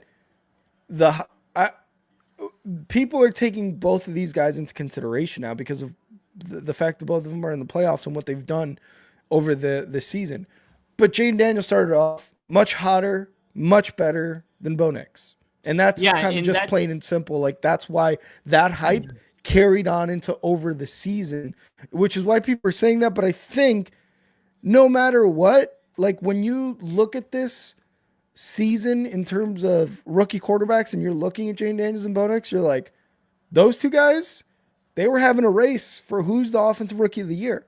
I don't think we should look at these seasons by both of them and be like, why is everybody saying Jane Daniels is the runaway? And it's like, yes, but that's also the same people who are saying that the Broncos should be happy to be here in this very moment, and who don't look at the numbers. Well, right? Kind of like how you're dissecting it. And it was only 2 weeks. And in the second week, the Commanders played the Giants and Broncos played the Steelers. Yeah. And Bo Nix had more passing yards than Jaden Daniels in that game against a tougher defense than the Giants.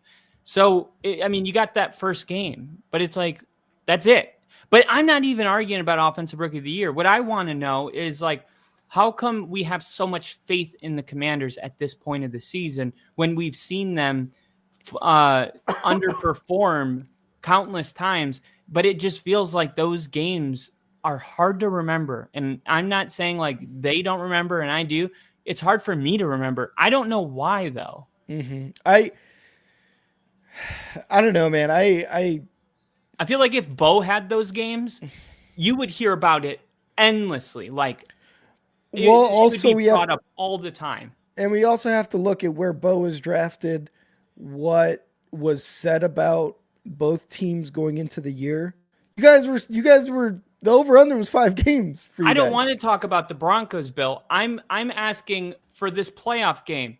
Why is the fact that the Commanders have had so many games? This is what I'm trying to bring up. They've had so many games where they've played against bad teams. I just named 6 of them, and they either lost or almost lost to teams like the Saints and the Giants. And now here they are in the playoffs, and nobody's bringing it up in the predictions. Like, oh, what if they have one of you those also games? have to take into consideration the entire team too. Like, the Broncos defense is just far and away the more superior defense than the Commanders. No, I don't want to make it about the Broncos. I really mean that. I'm saying, like, all week, nobody's been like, what if the Commanders have one of those games that we've seen 6 times this year? It's like, it's just assumed that Jaden's going to play a great game, right? I feel that way. I don't know if it's assumed that he's going to play a great game. Well, like that's ESPN, and everybody's assuming that this is going to be. I called it a shootout. I'm just wondering why, like, not even a person has been like, "Hey, let's like just bring this other thing up." That's why I was like, "Well, good thing I have a podcast. I can do it." They have 6 games this season where I know, Bill, but they do have 6 games this season. Bill, I'm trying to shit on your rival right now. You take that, Bill. You take that shit on. Come on. But like, I don't know. You don't. Let me just put it very simple. Okay. Do you have any less faith in them going into this playoff game because of those games? I mean, I don't know. Like, not really. I mean, it's shitty. It's shitty teams.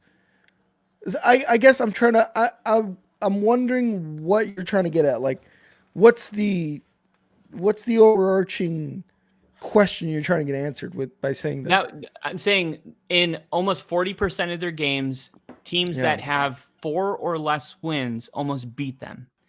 It's happened enough times for us to say that it wasn't a one-time thing. It wasn't like, oh, they got blown out one week by a bad team. So okay, there is an element of the Commanders where they have been able to rise to the occasion when they play tough games. And I feel like we're all betting on that to happen this week against Bucks.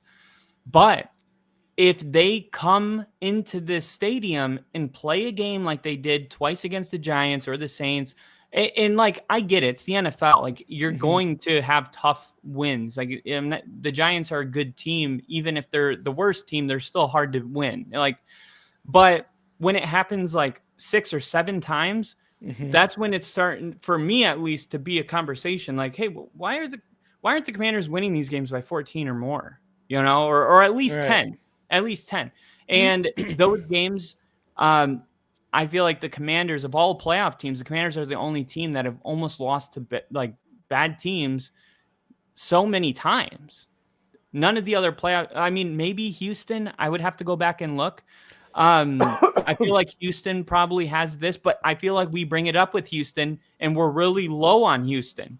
So you're asking why we don't have the same sentiment towards the Commanders when they've shown time and time again, 6 times or whatever, during the season that they've fallen to the occasion or played down to their opponent. Yeah. Like the Texans lost to the Jets.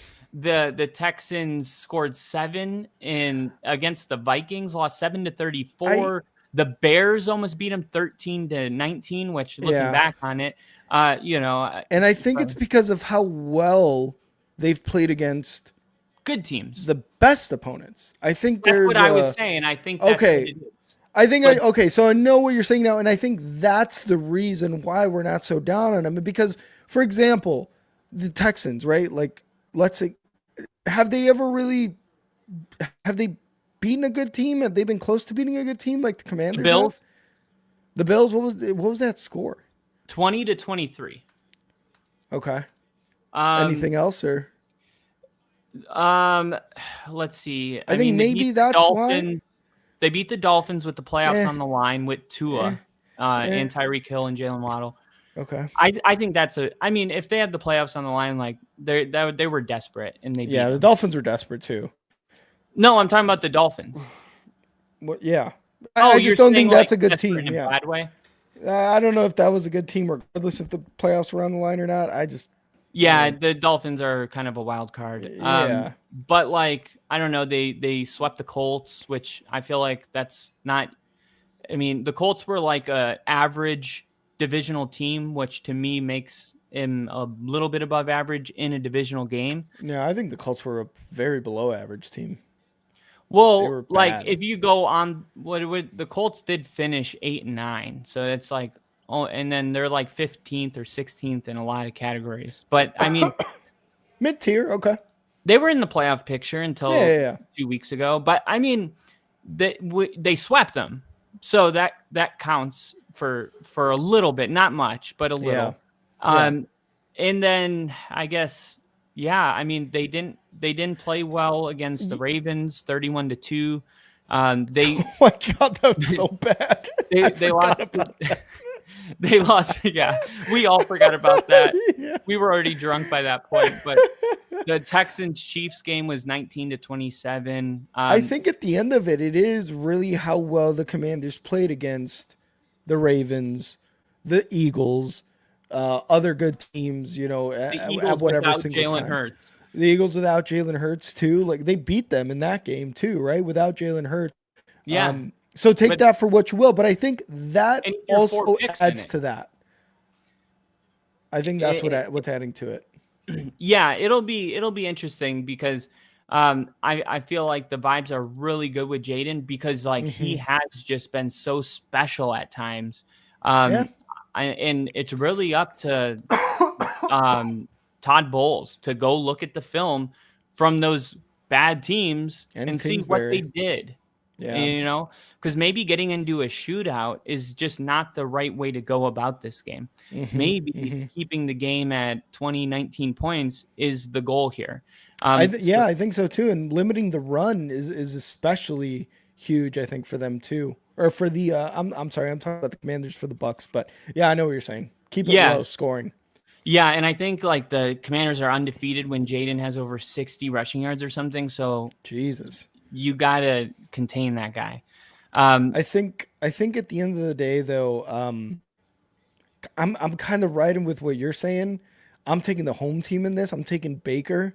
He's been in the playoffs multiple times. I'm taking the Bucks to win this one, and I think it is going to be a close game. I think it's going to be a 27-24, 28-24 type of game. But yeah, I'm taking the home team. I'm taking Bucks to win this one. I think this is going to be a great kind of like intro to the playoffs for Jane Daniels and stuff. But yeah, ultimately, I think it's the Bucks who win it with the experience. All right, and now we get to one funny Bill. He's like, "No, the Giants aren't a good team, but thanks for trying." Bill, you're our boy. All right. We're gonna really love this. All right. The Minnesota Vikings against the Los Angeles Rams. The Rams, the decision that Sean McVay made to rest his players, saying we don't care who we play. I think it's very possible, and I know the Rams would never say this, but I think Sean McVay knew the Lions were gonna win, and he welcomes the Vikings. Yeah. And that's why he didn't care about winning. Oh yeah. Now for this game, the history of Kevin O'Connell and Sean McVay, this is one of those things that I feel like kind of that's how old we're getting, dude. We are starting to like understand every single coach and which tree they come from. Yeah. It's kind of weird, but like it's this, Matt LaFleur and Sean McVay are huge friends, and Sean McVay and Kevin O'Connell's relationship has been a really good one as well. And Sean McVay is like the what do you call it? The teacher, and Kevin O'Connell would be the student. But at Master this and point, the student. Yeah. Master and the student. But like at this point, Kevin O'Connell, if he wasn't playing the Rams, no one would consider him a student. He's one of the best coaches in the NFL. And O'Connell, this is his third season now with the Vikings. And I feel like every single year has been good. The last two have been with Kirk Cousins.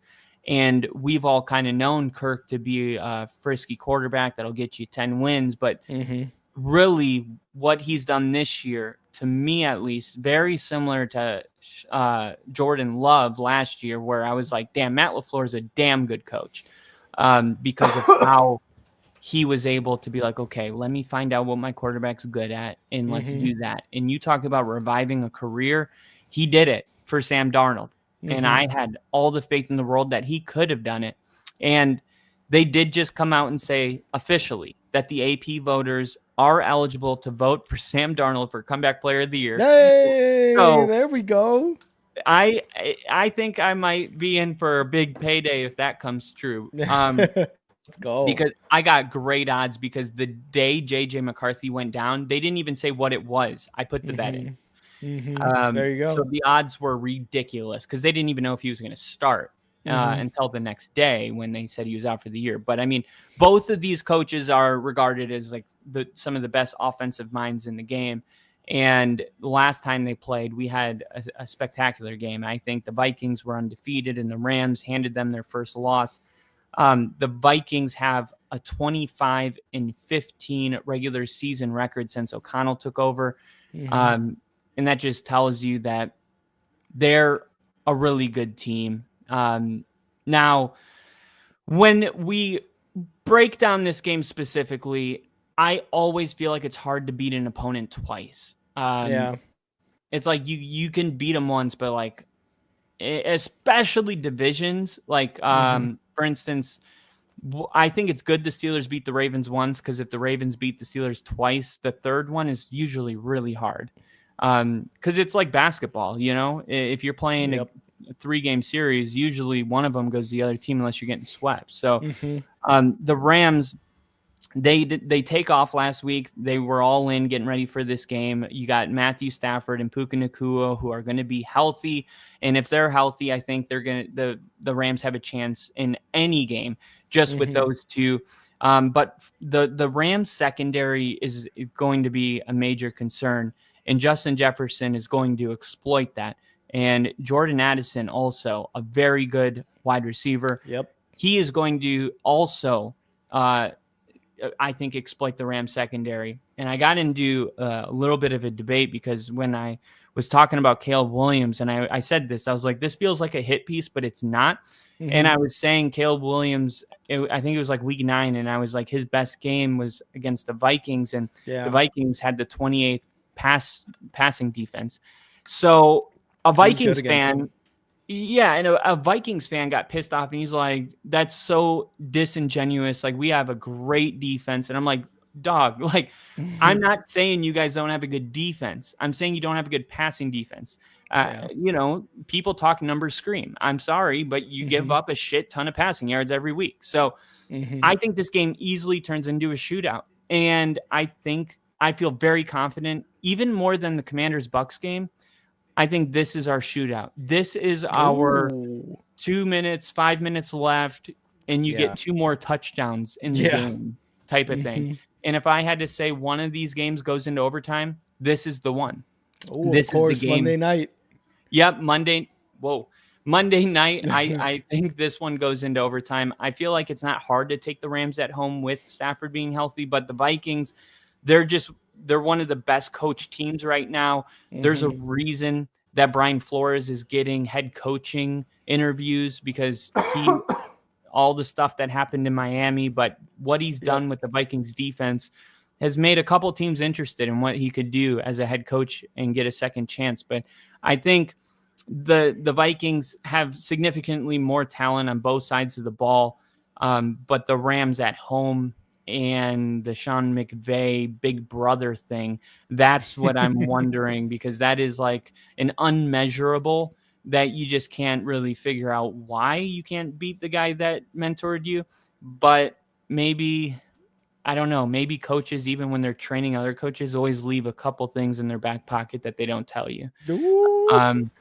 Now, I it sounds like conspiracies with Kyle, but conspiracies with Kyle. I think it is possible, and I think that might be like one of the Hall of Fame coaches' secrets that they don't share until those young students make it into that Hall of Fame room themselves. But look for Minnesota to try to take care of business and win on the road in this game to come down to the wire.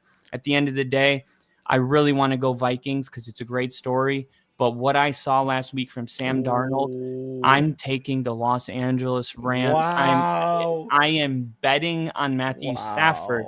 This is a bet on Matthew Stafford. That's it. Yeah. Wow. I love that. And so this game has officially been moved to Glendale, Arizona, because of the fires that is going on in LA. So huge prayers, to the people. I mean, prayers to the people. Sorry. Yeah. And all the homes lost and stuff. But, for public safety, this has been moved to Arizona, which I think is a huge impact. Home crowd, technically a home game for the Rams, but home crowd not necessarily going to be there. I feel like going to Arizona is probably the same amount of time from Minnesota and LA to Arizona. So maybe it's like, okay, let's try to pick the most midway type of stadium, right? So I think that takes it.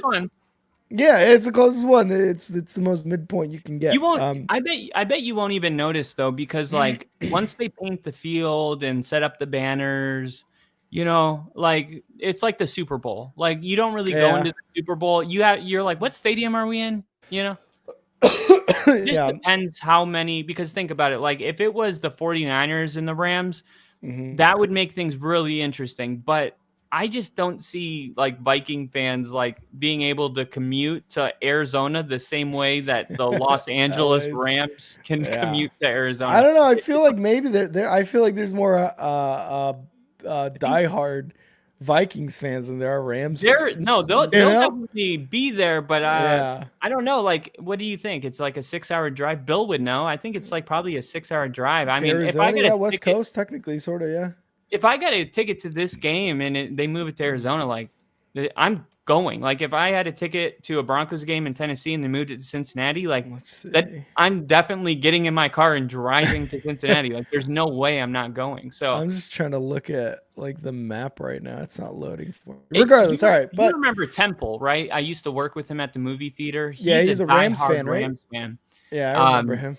And he was like the first diehard Rams fan I met. He was a Rams fan before they were in St. Louis because they were originally in LA. That might be more of a... They moved to St. Louis and then they moved back to LA. So you do have old school Rams fans. A lot of people assume like, oh, because they moved to St. Louis, LA doesn't have any Rams fan. It's like, wait, LA's the OG spot for the Rams. That's where they were when they weren't in St. Louis. They were in LA. I think the Raiders too, right? Weren't the Raiders Los Angeles Oakland. Raiders? Oakland. No, I'm pretty sure they were OG. Were nope. No, no, I don't think so. But I don't know. Raiders history. Oh God. Never mind. All right, whatever. Let's get to the game. Yeah, Bill said you're right. It's about a 6-hour drive from LA. So this game, Vikings unfortunately have to go on the road here because they lost to the Detroit Lions. I gotta say, man, there was something about that game offensively where it just was not clicking for them against the Detroit Lions defense, and it was kind of scary. Like scary in the sense that how did you not get in the end zone in 7 tries inside the 5-yard line, right? Like that was actually like, wow, the Detroit Lions defense is very, very good to be able to stop Justin Jefferson, Addison Hockenson, and Darnold. So really crazy and kind of something that you don't want to have on your record, on your team going into this game against the Rams. But the Rams, where were they? They're 20th in passing defense. Not great. Not great. And while the Minnesota Vikings are probably worse, I think they're 28th. I think this is a game where the Vikings are easily going to be able to score through the air with Justin Jefferson and all their weapons, and Sam Darnold is going to have a good game. Now, I know we talked with the Bucks and the Commanders, and we were saying that was kind of going to be a shootout. I think it's still a high scoring game with that one, but I don't know. I think this one, kind of what you're saying with Sam Darnold and with fucking what's his name? Stafford. Thank you. I think this is absolutely good. I'm thinking this is going to be in the 40s type of game, man. I think this is the offense that is going to do it. You look at both sides of this offense. You got Stafford, you got Puka Nacua, you got Cooper Kupp, and then you got Jordan Addison, you got Hockenson, and you got Justin Jefferson along with Darnold, and really bad passing defense. This is a game that I think is going to get into the 40s. Probably one of the best. And I feel like the NFL looked at this and we're like, yeah, this is the Monday night game. This is going to be one of those Bills, Chiefs, or Rams, Chiefs type of games where it's just up there in terms of fucking smash the over on this game. I really do think it's going to be one of those. So you have that much faith in it because like what makes Matthew Stafford so good is like whenever it's an important game, like even him going back to Detroit, like he threw for like 400 yards in that game. And Puka Nacua broke the record for receiving yards. And like that was like a high pressure return home, unfazed Matthew Stafford. Yeah. And that was like they weren't even, they were like a sneaky wild card team. Like I feel like they're even in a better place this year. So like I don't know, you really have more faith in Sam Darnold than Matthew Stafford in this one. In terms of what do you mean, like for the win? Well, I just like, let's say Matthew Stafford's just killing it. Like Sam Darnold, you got Sam Darnold like going stride for stride. I think he could, but I feel like at some point the juice is going to run out for the Vikings. I don't think it's in this game. I really don't. I don't think the Rams defense is that good. I don't. I mean, yards per game they're giving up. Hold on. Minnesota's still 28th in passing yards. 352 yards for the Rams given up on the defensive side of the ball overall. And that's why I think it's going to be a shootout. That's why I think it's going to be a 40-plus point game for both of these teams. Because the Vikings specifically, they don't – Aaron Jones is like decent this year. He's not very good.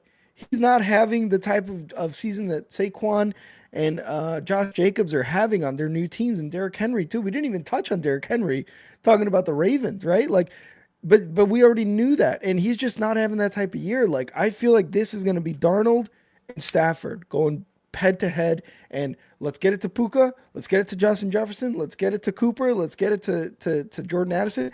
That's what I think this is, because I think Flores is going to be able to dial up some good defense. I just don't think it's going to be good enough to really get to Stafford in the sense that he's not passing for 350 plus yards in this game. At the end of it, because it's been moved to Arizona, I've got to go with a much better team at this point. I'm going with the Vikings. I'm going with the Vikings. I don't know if I agree with you in the terms that the Rams are in a better spot this year than they were last year. I think they're also somewhat in the similar way they were last year, where it's like they won the division, but I mean, what kind of division was NFC West this year? It wasn't a good division. It wasn't like they beat Joe Flacco vibes. Really? Great. Okay. I'm getting Cleveland vibes here. Oh no, I'm still going Vikings though.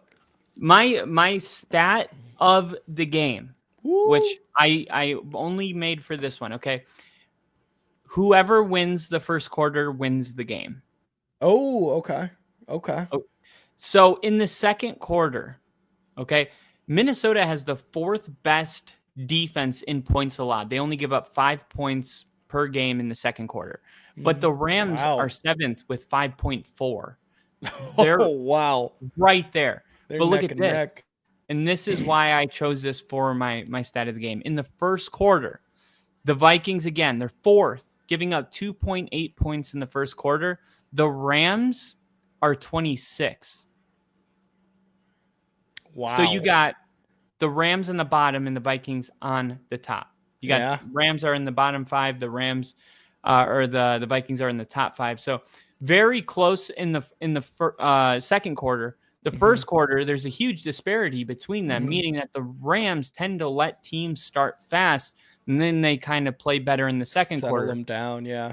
And then in the third quarter, Minnesota, for whatever reason, they dropped to 10th.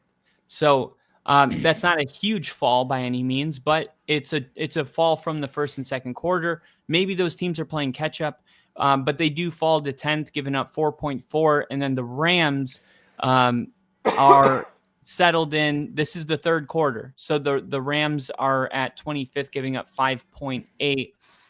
So the Rams tend to give up more points in the third quarter. And then finally, the fourth quarter, the Rams are giving up 5.8. They're 12th. And then the Minnesota Vikings are 22nd, giving up 7.4. Holy fuck, they're giving up a touchdown. So the first and the fourth quarter, That's where it's going to be won. The Vikings, Yeah. they play better defense in the first quarter. The Rams give up points, and then in the fourth quarter, so look for the Vikings to get out early, and look for the Rams to go through the back door at the end.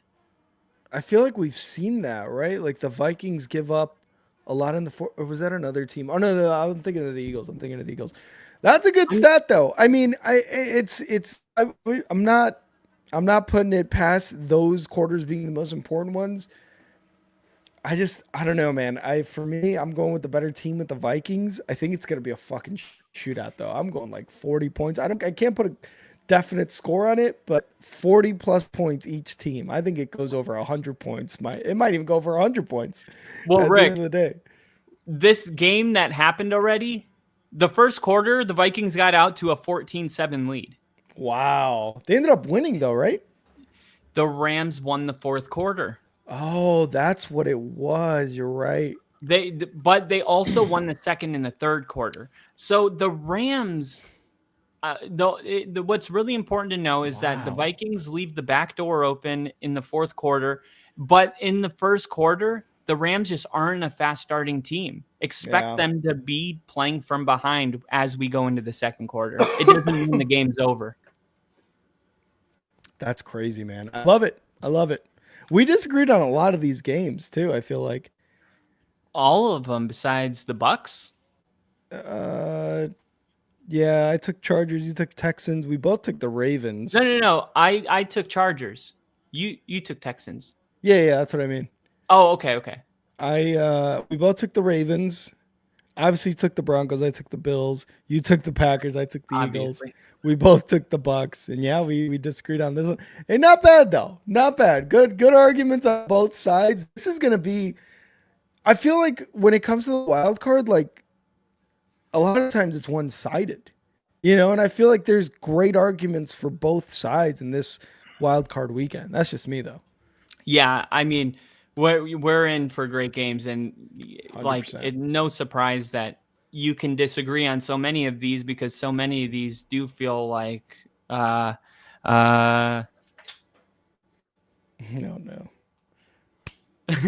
A coin Vikings. toss. By the way, Ohio State going to the national championship. Wow. Notre Dame versus Ohio State, baby. What a game. They're going to get crushed. What a game. Ohio State's going to crush Notre Dame. Are you a Notre Dame guy? Yeah, I like Notre Dame. Oh, I do too. I really do hope Notre Dame wins. I'm all in, but they are going to get crushed, I feel like, though. Yeah. All right. Well, it's not going to be top five. It's what is it going to be, Rick? It's going to be top five, no debating. Top five. Top five, Kyle. Top 14. Top 8. Top 14. Top 14 across the board. Let's get into our playoff rankings. All 14 teams. We're gonna rank all of them here. And let's start off. Kyle, do you want to start off or do you want me to start off? I'll kick us off. Okay. At number 14, I got the Pittsburgh Steelers. Okay. This isn't about, look, if we were doing the season as a whole, it'd probably be the Texans. But the way I'm looking at this is where we're at right now. And where we're at right now is I believe we're looking at the league's worst playoff team. For the second year in a row, by the way, this is the Mike Tomlin special. Too good to miss the playoffs, not good enough to win one. And I feel like that is going to continue. And it's becoming death taxes. Steelers bounced in the first round. It must suck to be a Steelers fan. I just got to pee real quick. Okay, so Kyle's got the Steelers at 14. Kyle, guess what? I also have the Steelers at 14. Yes. They are.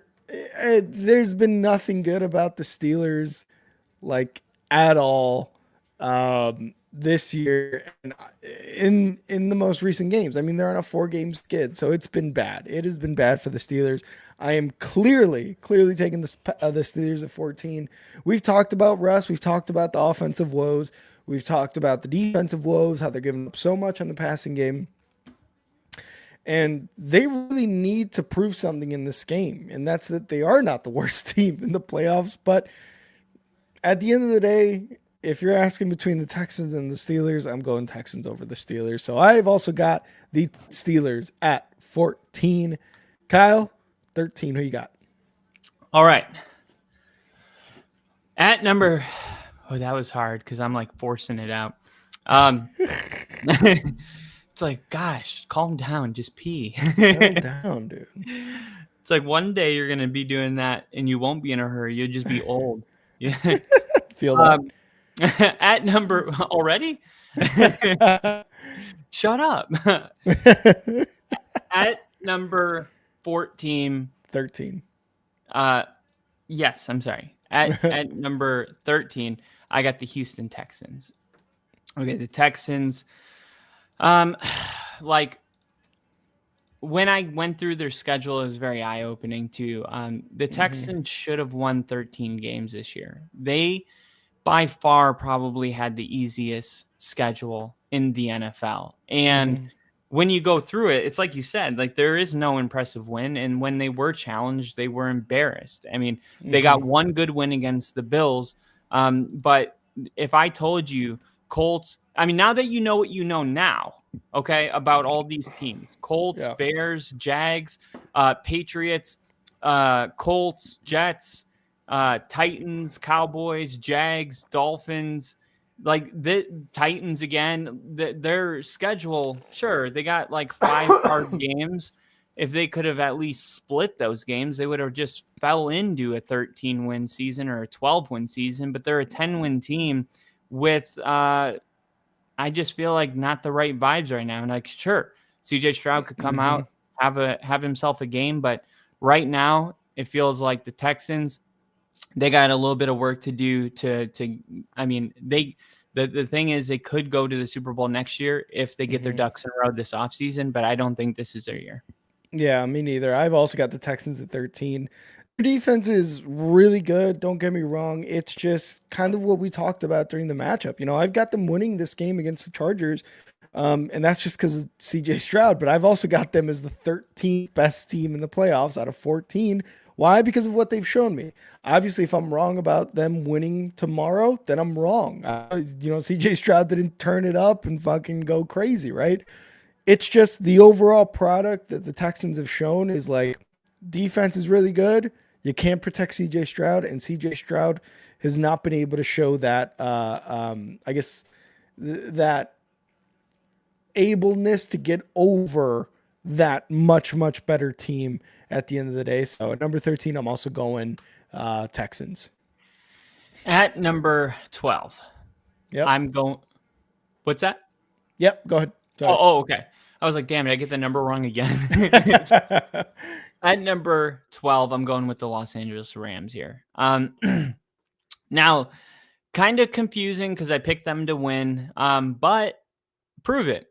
Prove me wrong and win the game, and then I'll move you up because I think you can win the game. But let's take the whole season and see, okay, where are the Rams? They sit their starters, so not really momentum going into the game. They feel like an above 500 team, but just not by much. I mean, that's kind of the territory we're at right now. This is a team that still hasn't won a playoff game since they won the Super Bowl. I know how that feels, but the Rams have been to the playoffs for a while. Didn't know how that felt. So like the Rams have been like the Steelers, good enough to get to the playoffs, but I think it's different because like Matthew Stafford has put together some really good games, and you got to give a lot of credit. Aaron Donald, perhaps the greatest of all time at that position. You're gonna have people going Reggie White and Lawrence Taylor. Aaron Donald is in that conversation, and just look at his resume. It speaks volumes. He was first team All-Pro for 10 straight years. That's insane. Yeah, he's ridiculous. Yeah, and if it wasn't 10 years, it was like 9. I don't remember. It might have been 11. It was a shit ton. So, when you lose those kind of weapons, it's hard to get back here. But the draft pick of Jared Verse and Brendan Fisk, it was genius. They played together at Florida State, and they came in and they really did make a big difference. They got younger, they're well coached, but they still have a negative point differential. They're the only qualifying team in the playoffs this year with a negative point differential. They're 9-3 since their week 6 bye with a plus 26 point differential. So since week 6, which feels like enough of the sample size to just be like, well, let's just throw away week 1 through 5. I'm down with that. Yeah. I mean, we're in the playoffs now. Who cares what happened in the first quarter of the season? But I think the Rams, to me, they're like this fringe team. I could have moved them up a spot, to be honest, just because of Matthew Stafford. But I want the Rams to prove something to me before I put them any higher. It's so weird, dude. So far, we are on the same exact page. I've also got the Rams at 12. Defense isn't anything to be like happy about. The offense is really what's kind of keeping them in the playoffs the last few years. Again, we talked about the Rams, how they're well coached, and that's what's kept them in the playoffs. And the fact that their coach is the offensive coordinator as well, that's been the biggest thing, because defense is clearly not something that is their strong suit, even with Aaron Donald and how well he did for those years. Like, don't get me wrong, that Rams defense was very, very good like 4 years ago. But what has kept them in this playoff picture is Sean McVay's coaching as well as his offense. So I've got the Rams at 12 as well. All right. At number 11, I got the Commanders for the reasons that I stated earlier. I might be the only one that cares about those games, but I do. And when you look at their defensive rankings, it's like, it's great that the Commanders are doing good offensively. Really. I mean, it's good that they're scoring points. I think they're 4th in points per game. It's Stephen A. Smith. I get all that. we get all that. But when you look at their defensive rankings, the run game, they're 27th. The passing game, they're like 22nd. Defensive EPA, they're 22nd. It's just, it's not good enough to be any higher, because when you're playing football in January, specifically the road team, we know defense travels, and this is the part of the game that isn't good for the Commanders. I think the Commanders have already exceeded expectations this year, unless their defense is going to come out and just be a totally different unit, which is something I don't anticipate. I feel like that is the Achilles heel of this team, and this is the ceiling. And there's another team with a rookie quarterback that I have higher, because the offense is only a couple spots better while the defense is 1 or 2. So that is a complete team. We're ranking these teams, not just one side of the ball here. The Commanders do have an Achilles heel. I can't put them in my top 10 with an Achilles heel. All right. And number 11 for me, you're going to call me a hater. It's okay. Everyone's doing it. Top 5 offense, top number 1 defense. We're at 12. The Packers at number 11. I'm putting the Packers at 11. That's okay. I thought it was us. No. The Packers at number 11 for me. Recently, look, they were 1-5 in the NFC North. That one was against the Bears, and one of those 5 was against the Bears, right? 1-5. They haven't had really any impressive wins. Their passing game, pretty inconsistent at times with Jordan Love. Jordan Love is a good quarterback, don't get me wrong, but it has been inconsistent at times. They have a top 5 defense, which is kind of what's been keeping them in a lot of these games, but is also, at the end of the day, what's lost them a lot of these close games, right? Yeah. So I got the Packers at number 11, but I'm just because I'm a hater doesn't mean that I'm going to keep them out of my top 10 because of that. I think there's holes. I think there's holes in that team. Yeah, especially with the injury to Christian Watson. Rick, do you feel like the best team always wins? Yes or no? Do I feel like the best team always wins just in any NFL football game? Just any football game, like, does Not the better always. team always win? No, No, not no, it always. doesn't. And I just wanted to say that to Nick, because I could see what you mean by I'm playing both sides here, but I feel like the Vikings are the more complete team. I just feel like the Rams are going to win. It's like, I don't know. Some of this stuff is just a feeling, you know? Yeah, I get you. But yeah, there's a couple that are going to be like that. I'll just give you a heads up. The ride's not over, Nick. At number 10, I'm going with the Los Angeles Chargers. Oh, okay.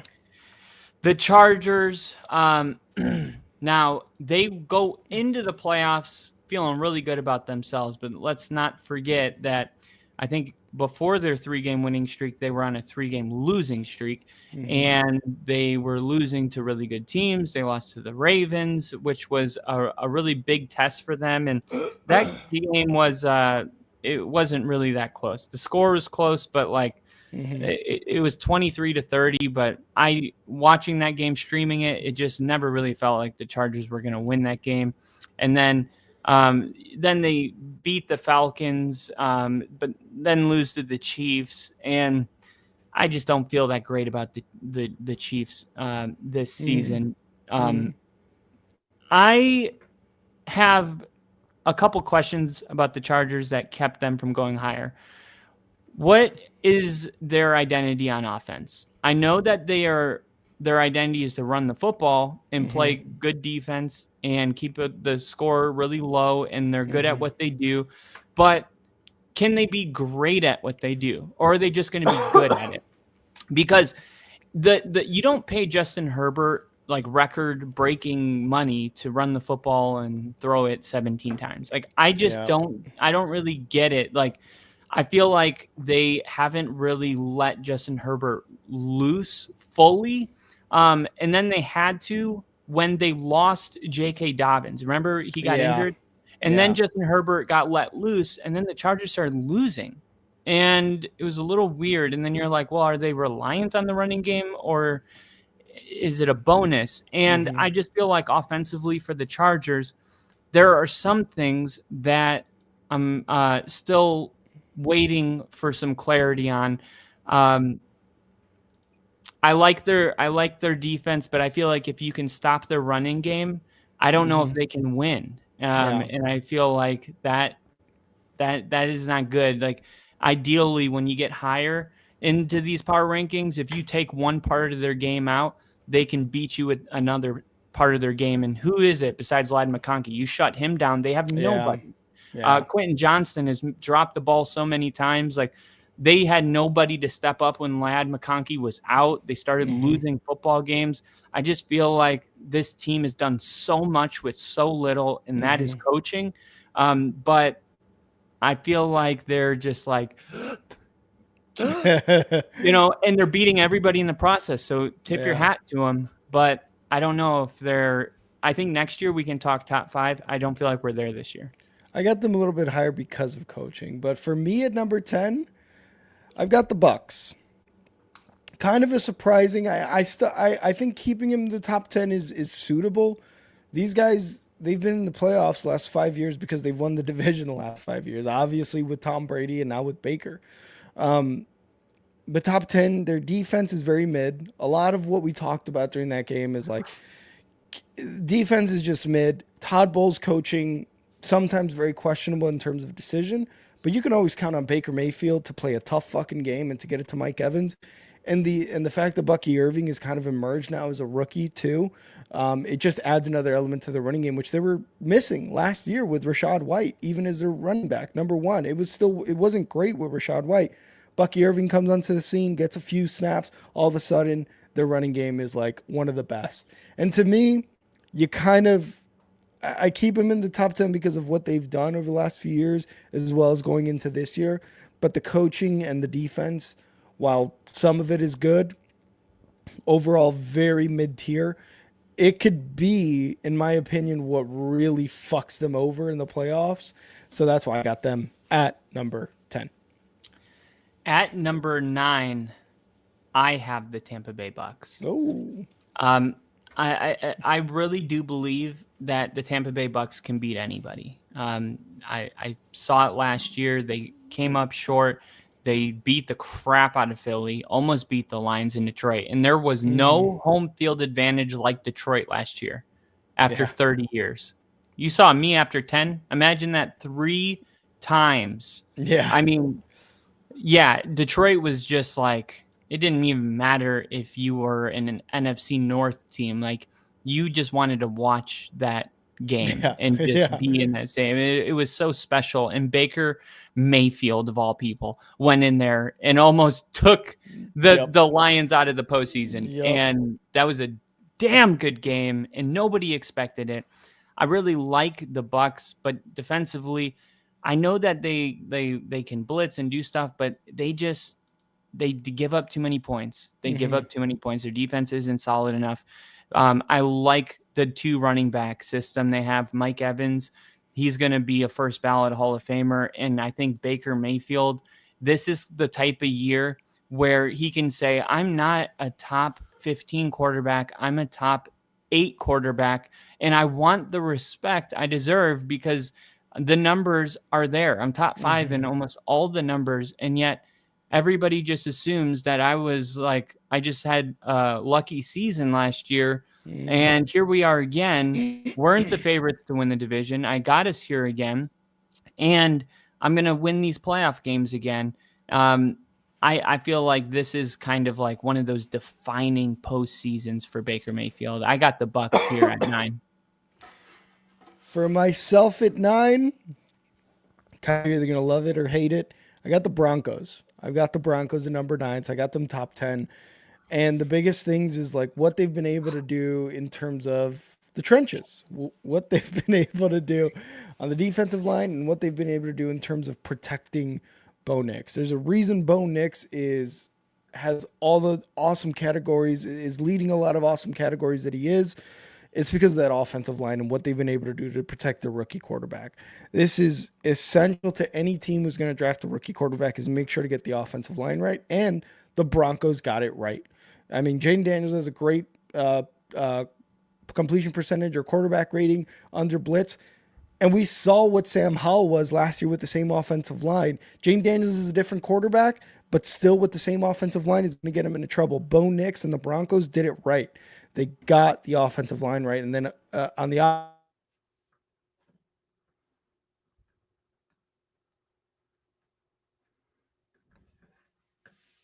God damn it. This team gets to the quarterback a lot. Sorry, I cut off there. Oh, gotcha. Okay. This team gets to the quarterback a lot, and that is a huge, huge, huge plus whenever your 4 linemen, 3 linemen, whatever, can pressure the quarterback. And then you add in Pat Surtain just for funsies, and that's even better. Riley Moss played really well. And with Bo Nix and Sean Payton, I mean, this is a really, really good team. I stand by what I said, though, with the running back, with the running game, it's still very questionable. One of these guys has to kind of break out. But top 10 for their first year back in the playoffs with this team, I think it's good. I got the Broncos at 9. Yeah, it's crazy because I was like begging them to be in your top 5 all year. And this is the closest I'm going to get to it. Yeah. But if we beat the Bills next week, I feel like a lot of people are going to be like, okay, maybe a top 5 offense and the best defense. Maybe they are better than we thought. Yeah. I'm with you, though. I got the Broncos at 8. And nice. I'd love to put them higher, but I can't. Not right now. Not realistically. Now, the defense, all the things you said is true. The only thing I'll add to that is I feel like the running back by committee thing that you mentioned, I almost feel like it's going in our favor. I don't think teams really know how to game plan against Denver. I don't know who they're supposed to stop. Last week, Bo Nix was our second leading rusher. He was our leading rusher, I think. Yeah. You saw the one where he pitched it. I really wish that they would adapt the rugby lateral rules where it doesn't matter where the ball is as long as you got the momentum rule in rugby. Yeah. Because it looked like a football play. That I'll just leave it at that. Yeah. But Bo Nix has made that play 2 weeks in a row, and it just tells me like these moments aren't too big for him. And like, what is good about Denver losing those 2 games against the Chargers and the Bengals, with those being playoff clinching games, is like, it kind of feels like Denver's in the last 3 weeks gotten used to playing with a lot of pressure. And now we're going into Buffalo, and it's like, if we would have beaten the Chargers and clinched 2 weeks ago, it would have been a while since we had that pressure. But now Bo Nix has played his last 3 football games with all of that pressure. And now he's like, man, I almost had a perfect game. I had the most perfect game of Denver quarterbacks ever had with, it doesn't matter. It's backups. I had the pressure all on me. And those are still great players. Like, they benched 11 people, not 30 people. So I was impressed. And I think that momentum is going to be huge going into the postseason. And then I just really think at the end of the day, for me, I think Bo Nix is an elite quarterback right now. I've watched every single Broncos game. I watch him. He loves to roll out. Sometimes he does it too much, where it's like his safety blanket is to roll out. And, it's working out for him. So like, it's hard to knock him. But how fast he reads the field, he reads it from top to bottom. He doesn't go through his progressions like 1, 2, 3, 4. He reads like the back of the field and the front of the field, and he makes a decision. I love how easy he decides to tuck and run it, and I love that he goes over 20 miles an hour every single week. So like, I feel like when Denver beats the Bills on Sunday, I feel like the world's going to catch up to where I've been for like 9 weeks now. Love it. But it's just like the Rams. I can't put them there until they do it. Yeah, I feel that. At number 8 for me, I am going with the Chargers. Defense, coaching, love it all. The running game, the focus on that. Fucking God, why can't I think? Herbert. Love him as a quarterback. He's a Broncos fan. What's that? You're a Broncos fan. You hate the Chargers. You're like, the fucking Chargers, I guess. Fucking Chargers, I guess. Jim Harbaugh's just winning everywhere he goes, man. He's just a fucking talent at a head coach. And are they relying on the run game? You had mentioned earlier, like, is Herbert actually kind of like a bad thing to kind of run the offense through him? Maybe, but I would rather have Herbert as the worst part of my offense as a quarterback who's thrown over 5,000 yards, his rookie season or whatever. Yeah, he's elite. Than to be like, well, I've got fucking Mitch Trubisky. Teddy Bridgewater. I got Teddy Bridgewater. I've got fucking Deshaun Watson. That's my guy. It seems like they play like they have Teddy Bridgewater at times. Sometimes, yeah. I don't know. But, I got Chargers at number 8 for me. At 7, I'm going to go ahead and throw in the Packers here. So I mentioned that I feel like Green Bay and Denver have so many similarities this year. I think both teams could go to the Super Bowl. I think both teams could lose in the first round. Like, when it comes to the offense and the defense, the Packers are that balanced team. And I feel like if you can put yourself in a position where you're top 5 in defense and top 5 in offense, and you are the most balanced coach in the NFL when it comes to rushing the football, the Packers run the ball more than any other team in the first half. Josh Jacobs, Matt LaFleur has... yeah, Matt LaFleur just has this very conservative side to him, but he is very patient with his game plans. He is fired up as he is. He's not emotional in his decision making, and I think that is really important in the playoffs with all of the emotion that comes with a playoff game. So, I really do think if Jordan Love plays a really good game and they just feed Josh Jacobs the ball 25 times and he gets over 100 yards and they just play good defense and those young guys fly around, the rookie Edgerrin Cooper out of A&M and McKinney, like the team that they had last year, they have a better team this year because of their additions. Now losing Christian Watson is a bummer, but I do feel like the Packers can overcome it.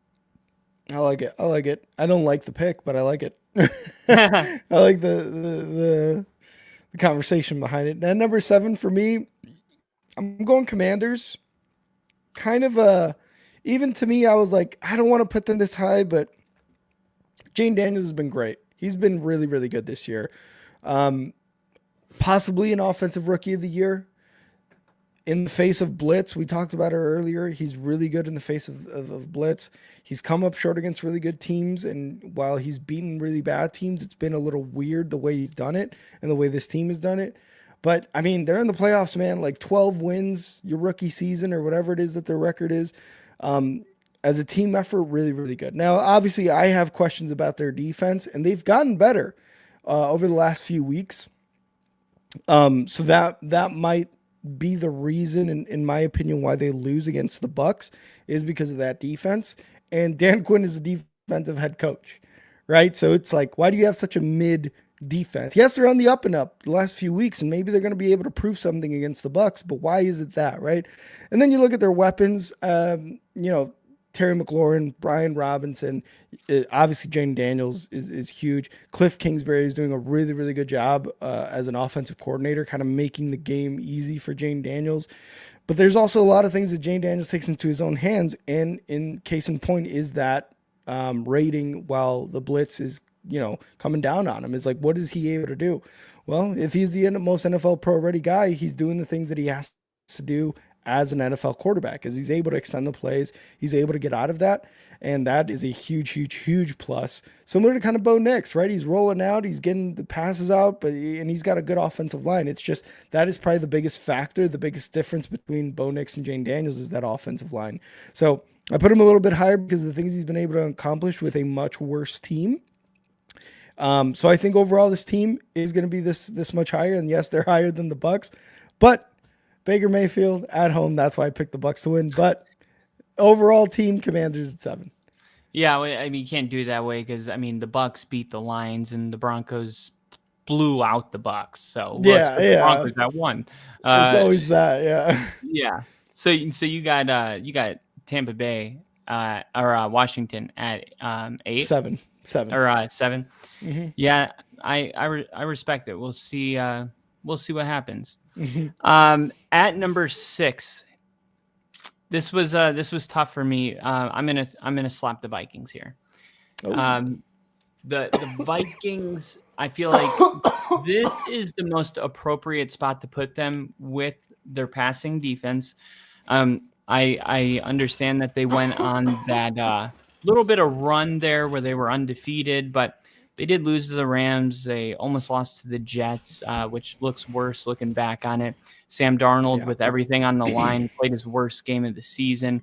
Not a great sign that he is ready for these type of moments. And offensively, they're going to be good, I think, if Sam Darnold plays an average game. But not to go back into that game or anything, but I do wonder. I just feel like the Vikings, I don't know. I said it and then I apologize for saying it, and now I'm going to say it again. When the Vikings were undefeated, I said there's going to come a moment where they're going to start losing. And then I apologized for that week 16. I was like, dude, I was wrong about the Vikings. I think we're hitting that moment. It just happened week 18, and it's going to happen week 19. Ooh, playoffs. Kyle's calling it. All right, for me at number 6, it's going to be maybe a little controversial, probably not for Kyle. I got the Chiefs at number 6. Sorry. Wow. I got the Chiefs at 6. 15-1. 15-1. No, 15-2. Well, I mean, yeah, you're gonna whatever. Okay. Whatever. 15-2.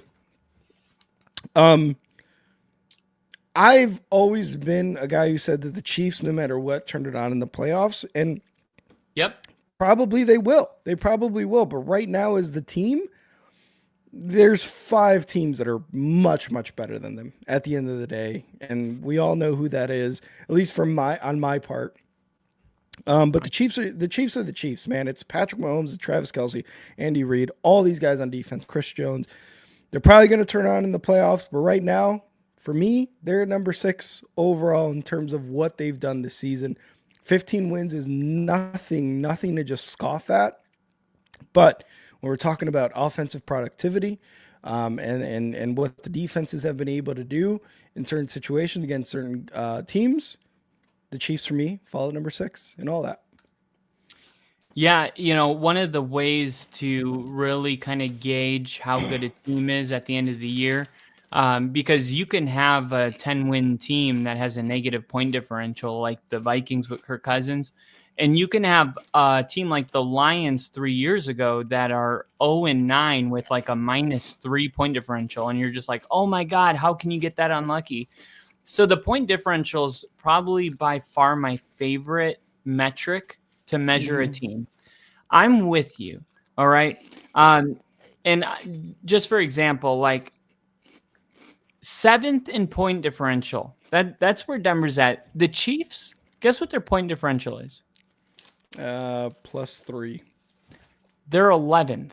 They're not even in the top 10 in the league, which is mind-boggling because of the record. Now, of course, it's going to take a little bit of a hit when you lose 38-0. So we got to keep a little bit of perspective, but that does not change the fact that all of their wins have been in one possession games. I think they had finally a game where they won by 2 possessions. It happened like one time all year. I don't think that's a sign of a good team. A sign of a good team is that you can win close games, but also a sign of a good team is that once in a while you kick someone's ass. And the Chiefs just haven't done that. The Bills were able to beat them. Of course, they blocked that field goal. The Panthers almost beat them. The Ravens would have went for 2. Who knows what would have happened? The Bengals had a penalty that cost them the win. I could go through every single game, it seems like, and give you a reason why the Chiefs had no business winning the game or how the ball bounced in their favor. I'm with you on the Chiefs thing. I do think that the black magic is up as we go into the playoffs. And I think that they're going to be one and done losing to Denver next week in Arrowhead. Because I just feel like the Chiefs aren't a better team this year. Much better record, not a better team. And it's all about vibes. By the time the Chiefs play their next game, too, they would have been resting for like 24 days. Yeah. I don't know if that's a great thing at this point in the season. If you have one team that just beat Buffalo and they come rolling in, like feeling freaking good about themselves, and then you haven't even played in a month almost. I just don't know if that's a good recipe. Kansas City, I got to respect them enough to have them up here in this area, but I couldn't agree with you more. I got the Chiefs at 5. Number 5 for me, I've got the Eagles. Jalen Hurts, clear protocol. Nick Sirianni, he's been to the Super Bowl. I said it earlier this stream, but there's some questions with him too, right? Like, it's similar to the Todd Bowles thing, but Todd Bowles has not been to the Super Bowl as a head coach. So you do take a hit there as Todd Bowles. Now, Nick Sirianni shaved his head, screamed at fans. He's an entire train wreck himself. It's like Britney Spears back in like 2005 or whatever year it was that she shaved her head. That's what's going on. But the team that he coaches is very, very good. The defense is outstanding. Although again, the questions do arise in the fourth quarter, and we talked about the quarters as well, right? What happens with the Eagles? But this team's been to the Super Bowl. This team's been to the playoffs last 4 years in a row, and got to give credit where credit's due, and they've been doing really, really well with Saquon. Again, there's been some inefficiencies with the pass game. I think you mentioned it earlier. Like, sometimes it's like, yeah, you got A.J. Brown, yeah, you got Devontae Smith, but the passing game is like 200 yards passing maybe some games, and it does run through Saquon Barkley sometimes. Overall, though, I think they're still one of the better teams. They won the NFC East. Kind of an off year for them, where they still had the Commanders, though, kind of threatening. But I think overall this team is definitely a top 5 team in the playoffs. That's why I got them at number 5. At number 4, I'm going with the Baltimore Ravens here. And the Ravens are 4th in point differential. So I feel like this is appropriate. Now, the Ravens at times have put games out there that make you want to put them at 1 or 2 or 3, arguably 3 probably. But I feel like there are also games where they just don't show up, like the Browns or the Steelers. I know those are division games, but like they've had their moments where you're just like, okay, so like how did you kick their ass last week and then this week you guys like couldn't move the ball at all? Like what? Because like I really like once we get in this range, I need to trust you. You need to be the same team every single week. Even if you lose, you need to lose in a great effort, right? That's the thing about the Lions, right? Even the game that they lost to the Bills, they scored a shit ton of points. Then the game before that, they beat the Rams, but like saying like the Lions give you the same movie over and over and over. There isn't that like week where you're like, whoa, where did the Lions go? Why'd they disappear? Yeah. Yeah, like and that is exactly what it takes to climb a little bit higher. But the Ravens have to be here out of respect. But those games are what's keeping them from climbing. Their defense in certain areas are middle of the pack when it comes to their passing defense. And some of that is because teams are playing from behind and they throw it a lot. So take that for what it's worth. But I do think when Lamar's playing at the MVP level, and there is an argument for him to win back-to-back MVPs, but there is no more regular season awards that can fill the void of how Lamar has played in the postseason. It's all or nothing for the Ravens because I do think that they have strengths and X factors this year to get to the Super Bowl that they have never had, i.e. Derrick Henry. So there is no more excuses. We'll see if the pressure's too much. Ravens at 4. For me at number 4, I have got the Minnesota Vikings. They have been so good this year. And there was times, you mentioned it earlier, Kyle, where it's like, yeah, I think this is the week or this is the time where the Vikings, and we both said it. We're like, Sam Darnold's going to come back to earth. Did you say Vikings? Yeah, Vikings. And number 4, we've both said there's times where it's like, all right, the Vikings, this is it. This is the Cinderella Vikings story. higher than the Chiefs. Yeah. It did. Hey, this year. Overall, not really. No. Right, I just apologize to Casey for you. Go ahead. Sorry, Casey. There's been times this year where we've both said like, oh, yep, this is when the Sam Darnold turns into a pumpkin. This is when the Vikings go down, and it didn't. Now, obviously, there's worries about that week 18 game and not be able to score against the Lions. Casey said thanks. So there are worries, but Kevin O'Connell has turned into a very good coach right before our eyes in the 3+ seasons that he's been the Vikings head coach. So I like the head coach there. I like what they've been doing with their offensive weapons. Flores has obviously done a really good job with the defense.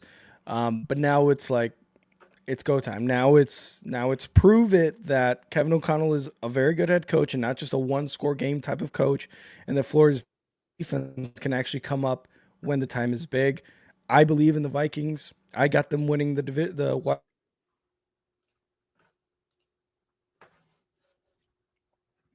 You do. You got them beating the Rams, and that's a bold pick. That's a bold pick. I like it. You better. It's your pick. If you don't like it, we got a serious problem if you don't like Vikings at 4, baby. All right, at number 3. Who do you think I'm going with here?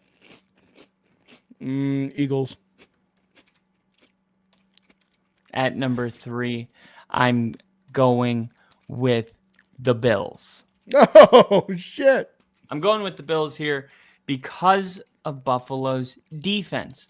Now, the Bills, they do all the things that championship teams do. They have, they're ruthless. They have the dog in them.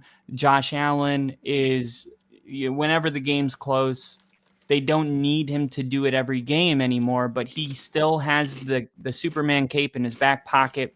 and he has no problem putting it on and just taking over the game. Buffalo also leads the league in turnover differential. Buffalo became the first team ever to have, I think, 20 passing touchdowns and 20 rushing touchdowns in the same season. Wow. And I would be willing to bet that at least over a quarter of those are from Josh Allen. That means that they are a very balanced team, very efficient in the red zone. Defensively, there are still some things to be desired, but they're doing a lot with what they have. Name me their biggest star on defense. I know you got Von Miller, of course. Give me another guy. Milano, I believe, right? Exactly. It's like I don't know. Matt Milano, yeah, linebacker. Matt Milano. But there's not like a Chris Jones and like all of these studs that you're like, oh, I know all these guys. Like even DeMar Hamlin is starting, and he was like not even good enough to start last year. So I do think that they're well coached. You got to give credit to Sean McDermott for what he's done on the defensive side of the ball. And then Joe Brady, who is now being considered for head coaching jobs. They asked Josh Allen in his press conference this week. They said, what do you think of Joe Brady getting these offers to be a head coach? And he was like, I think he's a terrible coach and nobody should call him. Yeah. Obviously. Funny. Yeah. So you saw that. Yeah, he wants to keep him. And that means a lot because just last year they had to deal with who was it last year that they got fired after the Broncos game?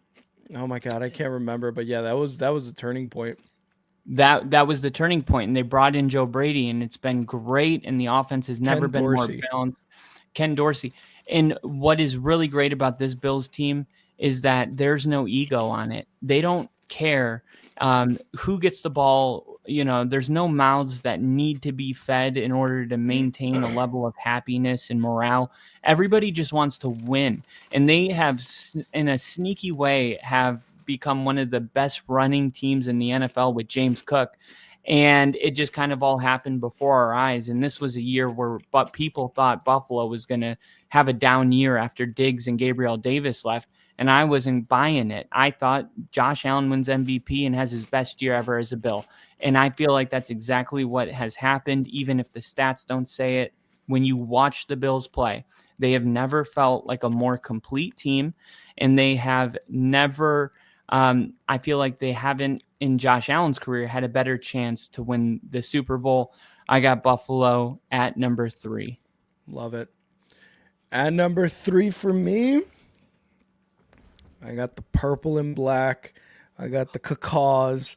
I got the Ravens at number 3. I think the only thing about this team that is bad is the secondary. It's that passing defense is bad. Everything else seems to be doing really well. Lamar Jackson, Henry. Sure, Zay Flowers is a wide receiver, I guess.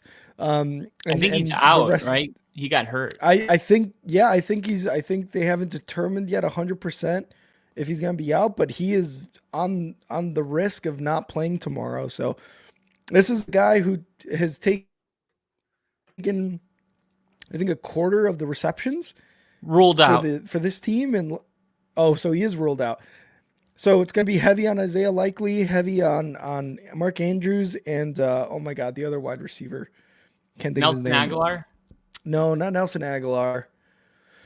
Rashad Bateman. Bateman, there we go. Yeah, who's been one of his targets? Zay Flowers has been mostly kind of like a fucking what do you call that? Like a Swiss Army knife? No, you use him as a Z wide receiver. You kind of use him as like bait. That's what like. Hey, here's my number one receiver, decoy, and then bam, Isaiah Likely, bam, Rashad Bateman. So for me, this team coaching up and down really good. Defense, the only thing is that secondary and that pass defense, but everything else has been really fucking good. Kyle Van Noy has 12.5 sacks for the Ravens defense. Like he's doing amazing. So honestly, everything but the passing defense has been really good for this team. And I don't think they're going to be slowing down this postseason. I got the Ravens at 3. At Number 2. 2. I got the Philadelphia Eagles here. And Ooh. how good are the Eagles this year? And this was one where after the draft, immediately after the draft, I was like, this is a Super Bowl team this year because they might have won the draft. I still think they did. Quinion Mitchell, Cooper DeJean, you Yeah. bring in Saquon Barkley. Yeah. And then you got, even though you had Jason Kelsey retire, Jason Kelsey helped the general manager draft who he thought would be the perfect replacement. He trained him, and it's all working, all of it. And Yeah. you look at the defensive side of the ball, the best defensive coordinator in the game, Vic Fangio, he's got these guys bought in. Couldn't get him to buy in Miami. It's a loud city. But when you go to a place like Philly, it's a lot easier for a coach, an old school coach like Vic Fangio, to get what he wants out of his players. And I feel like that's half the battle, is getting the players to buy in, and they're all bought in. And it's not just him, it's Kellen Moore too. I mean, they weren't even trying to win the game against the Giants in week 18 with Tanner McKee starting. And then they won the week before with Kenny Pickett. And it's like, man, the Eagles they weren't even trying to win, and they're just winning. It's what they do. They just win. And the other things that the Eagles do is they grind games out. If there is a game that is very close at the end, they have the identity and the makeup to win those games. It is a different feeling when you are on a team and they score a touchdown with 2 minutes left to get a go ahead, and you're like, that's it. We're done. Versus when that used to happen to Brady, or Manning, and you were like, how much time is left? Mahomes, 12 seconds, one timeout. We got it. The Eagles have become that team that is like, they expect to win. That's so important, not for the fans, for the players. They need to believe that they can win, and that's what they have. I feel like the Eagles are the team that is going to go against our number 1 team. At number 2 for me, I got the Lions. Number 2, the Lions. Never mind. I got the Lions. Not our number 1 team, your number 1 team. I got the Lions at 2. This was tough, man. This was tough, but the Lions got beat by my number 1 team. It was a shootout. It was a showdown for the ages. It was one of the best teams, or one of the best games there was this year. Which one? The Bills. Oh, I thought you were talking about the Lions-Vikings game. Sorry. No. The Lions are God, they're so damn good. And it's tough to pick between my number 1 and number 2. These guys are neck and neck and where they're at. And I wanted to give the edge to the Lions because of how well they've done and their impact players on defense and offense. But my number 1 team, in my opinion, has a better quarterback. Jared Goff is great.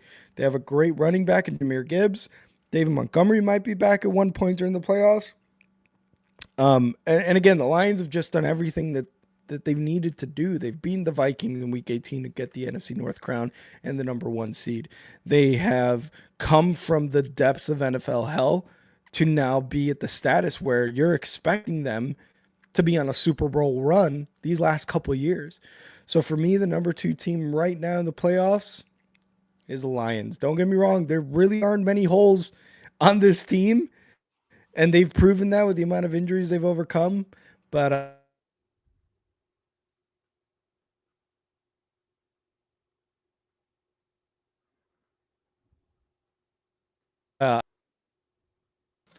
I've still got the Lions at number 2. Sorry. Lions at 2, and I have inverse. I got the Lions at number 1. They are the best team in the NFL, number 1 in point differential, number 1 in points per game. They had a lot of injuries, but it just seems like the next man up mentality, Dan Campbell, the Dan Campbell effect in full effect. I mean, everybody's totally bought in. And like Detroit this year has just been that team on everybody's schedule that you just know as a fan of every other team, it's an L. If Kansas City played the Lions, even though they had the better record, it's like, you're going Lions in that game. That game last week was just like the exclamation mark that I didn't need. I got you. So for number one for me, I got the Bills. The Bills Let's are go. my number one team. So we'll be at number one if we beat them then. Who's we? The Broncos. Oh, the Broncos. For some reason, I thought you were talking about the Lions. It's like, what? Will you jump us? Not that high, no. It'll be a significant jump. Josh Allen is just a great quarterback. He's on an MVP type of season. The fact that a defensive head coach has this type of offensive output, like obviously it was the firing of Ken Dorsey, Joe Brady kind of being elevated to OC definitely helps, but they've been in the playoffs the last several years with their head coach as a defensive guy as a head coach. So it's very, very impressive what's happened here with the Bills. And I think the Bills and Lions, man, they're on a collision course right now. I think it might be them in Super Bowl. That's why I got them at number 1 and number 2. Lions at number 1. All right. That is our top 14. Top 14. No debating. Hold on, let me play the top 14 one real quick. Top 5, no debating. Top 5, top 5, top 5. 14. Doesn't walk the plank as well. Kyle. It's time for motherfucker.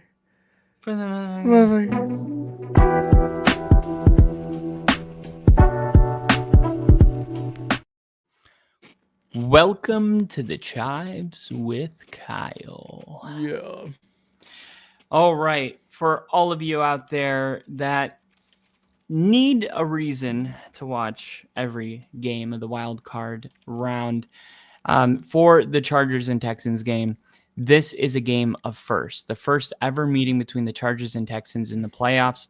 The first matchup between Justin Herbert and CJ Stroud ever. And the first coaching duel between Harbaugh and DeMeco Ryans. A win here for Herbert would also mark his first career playoff win.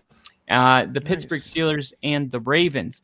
In addition to this being a great rivalry, this is the third time this season that we will be watching these teams face off. Saturday's game marks the 5th playoff battle between Pittsburgh and Baltimore since 2001.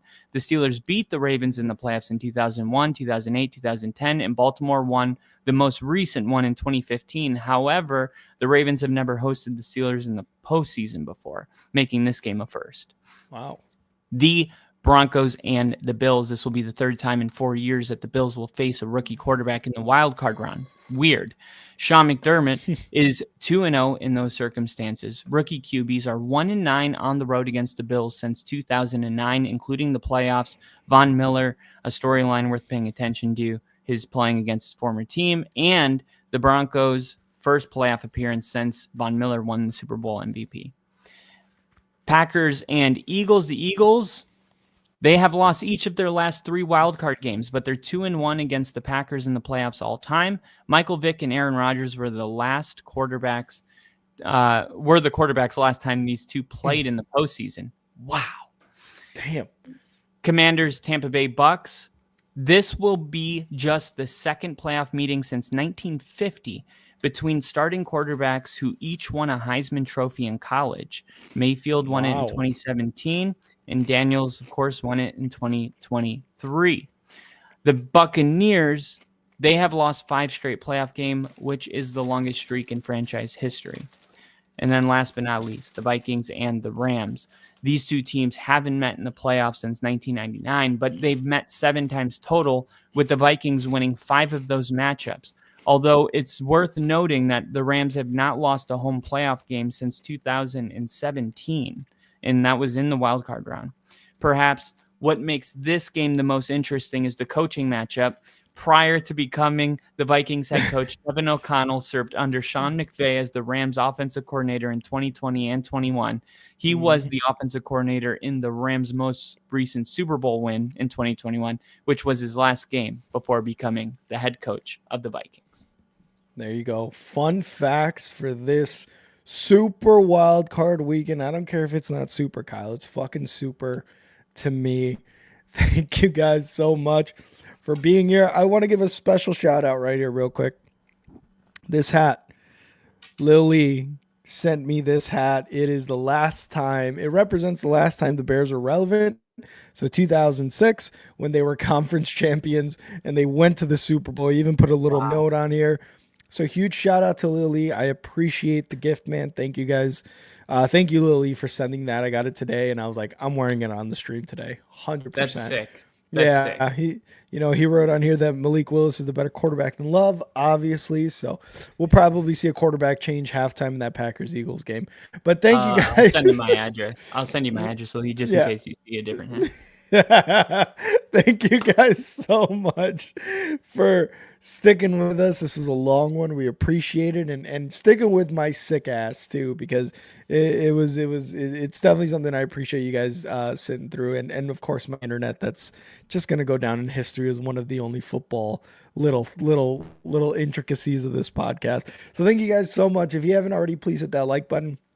Go follow us on X at, and now Rick. Go follow Kyle at NFL with Kyle, and Only Football Pod. Go follow the Only Football Podcast at Only Football Pod.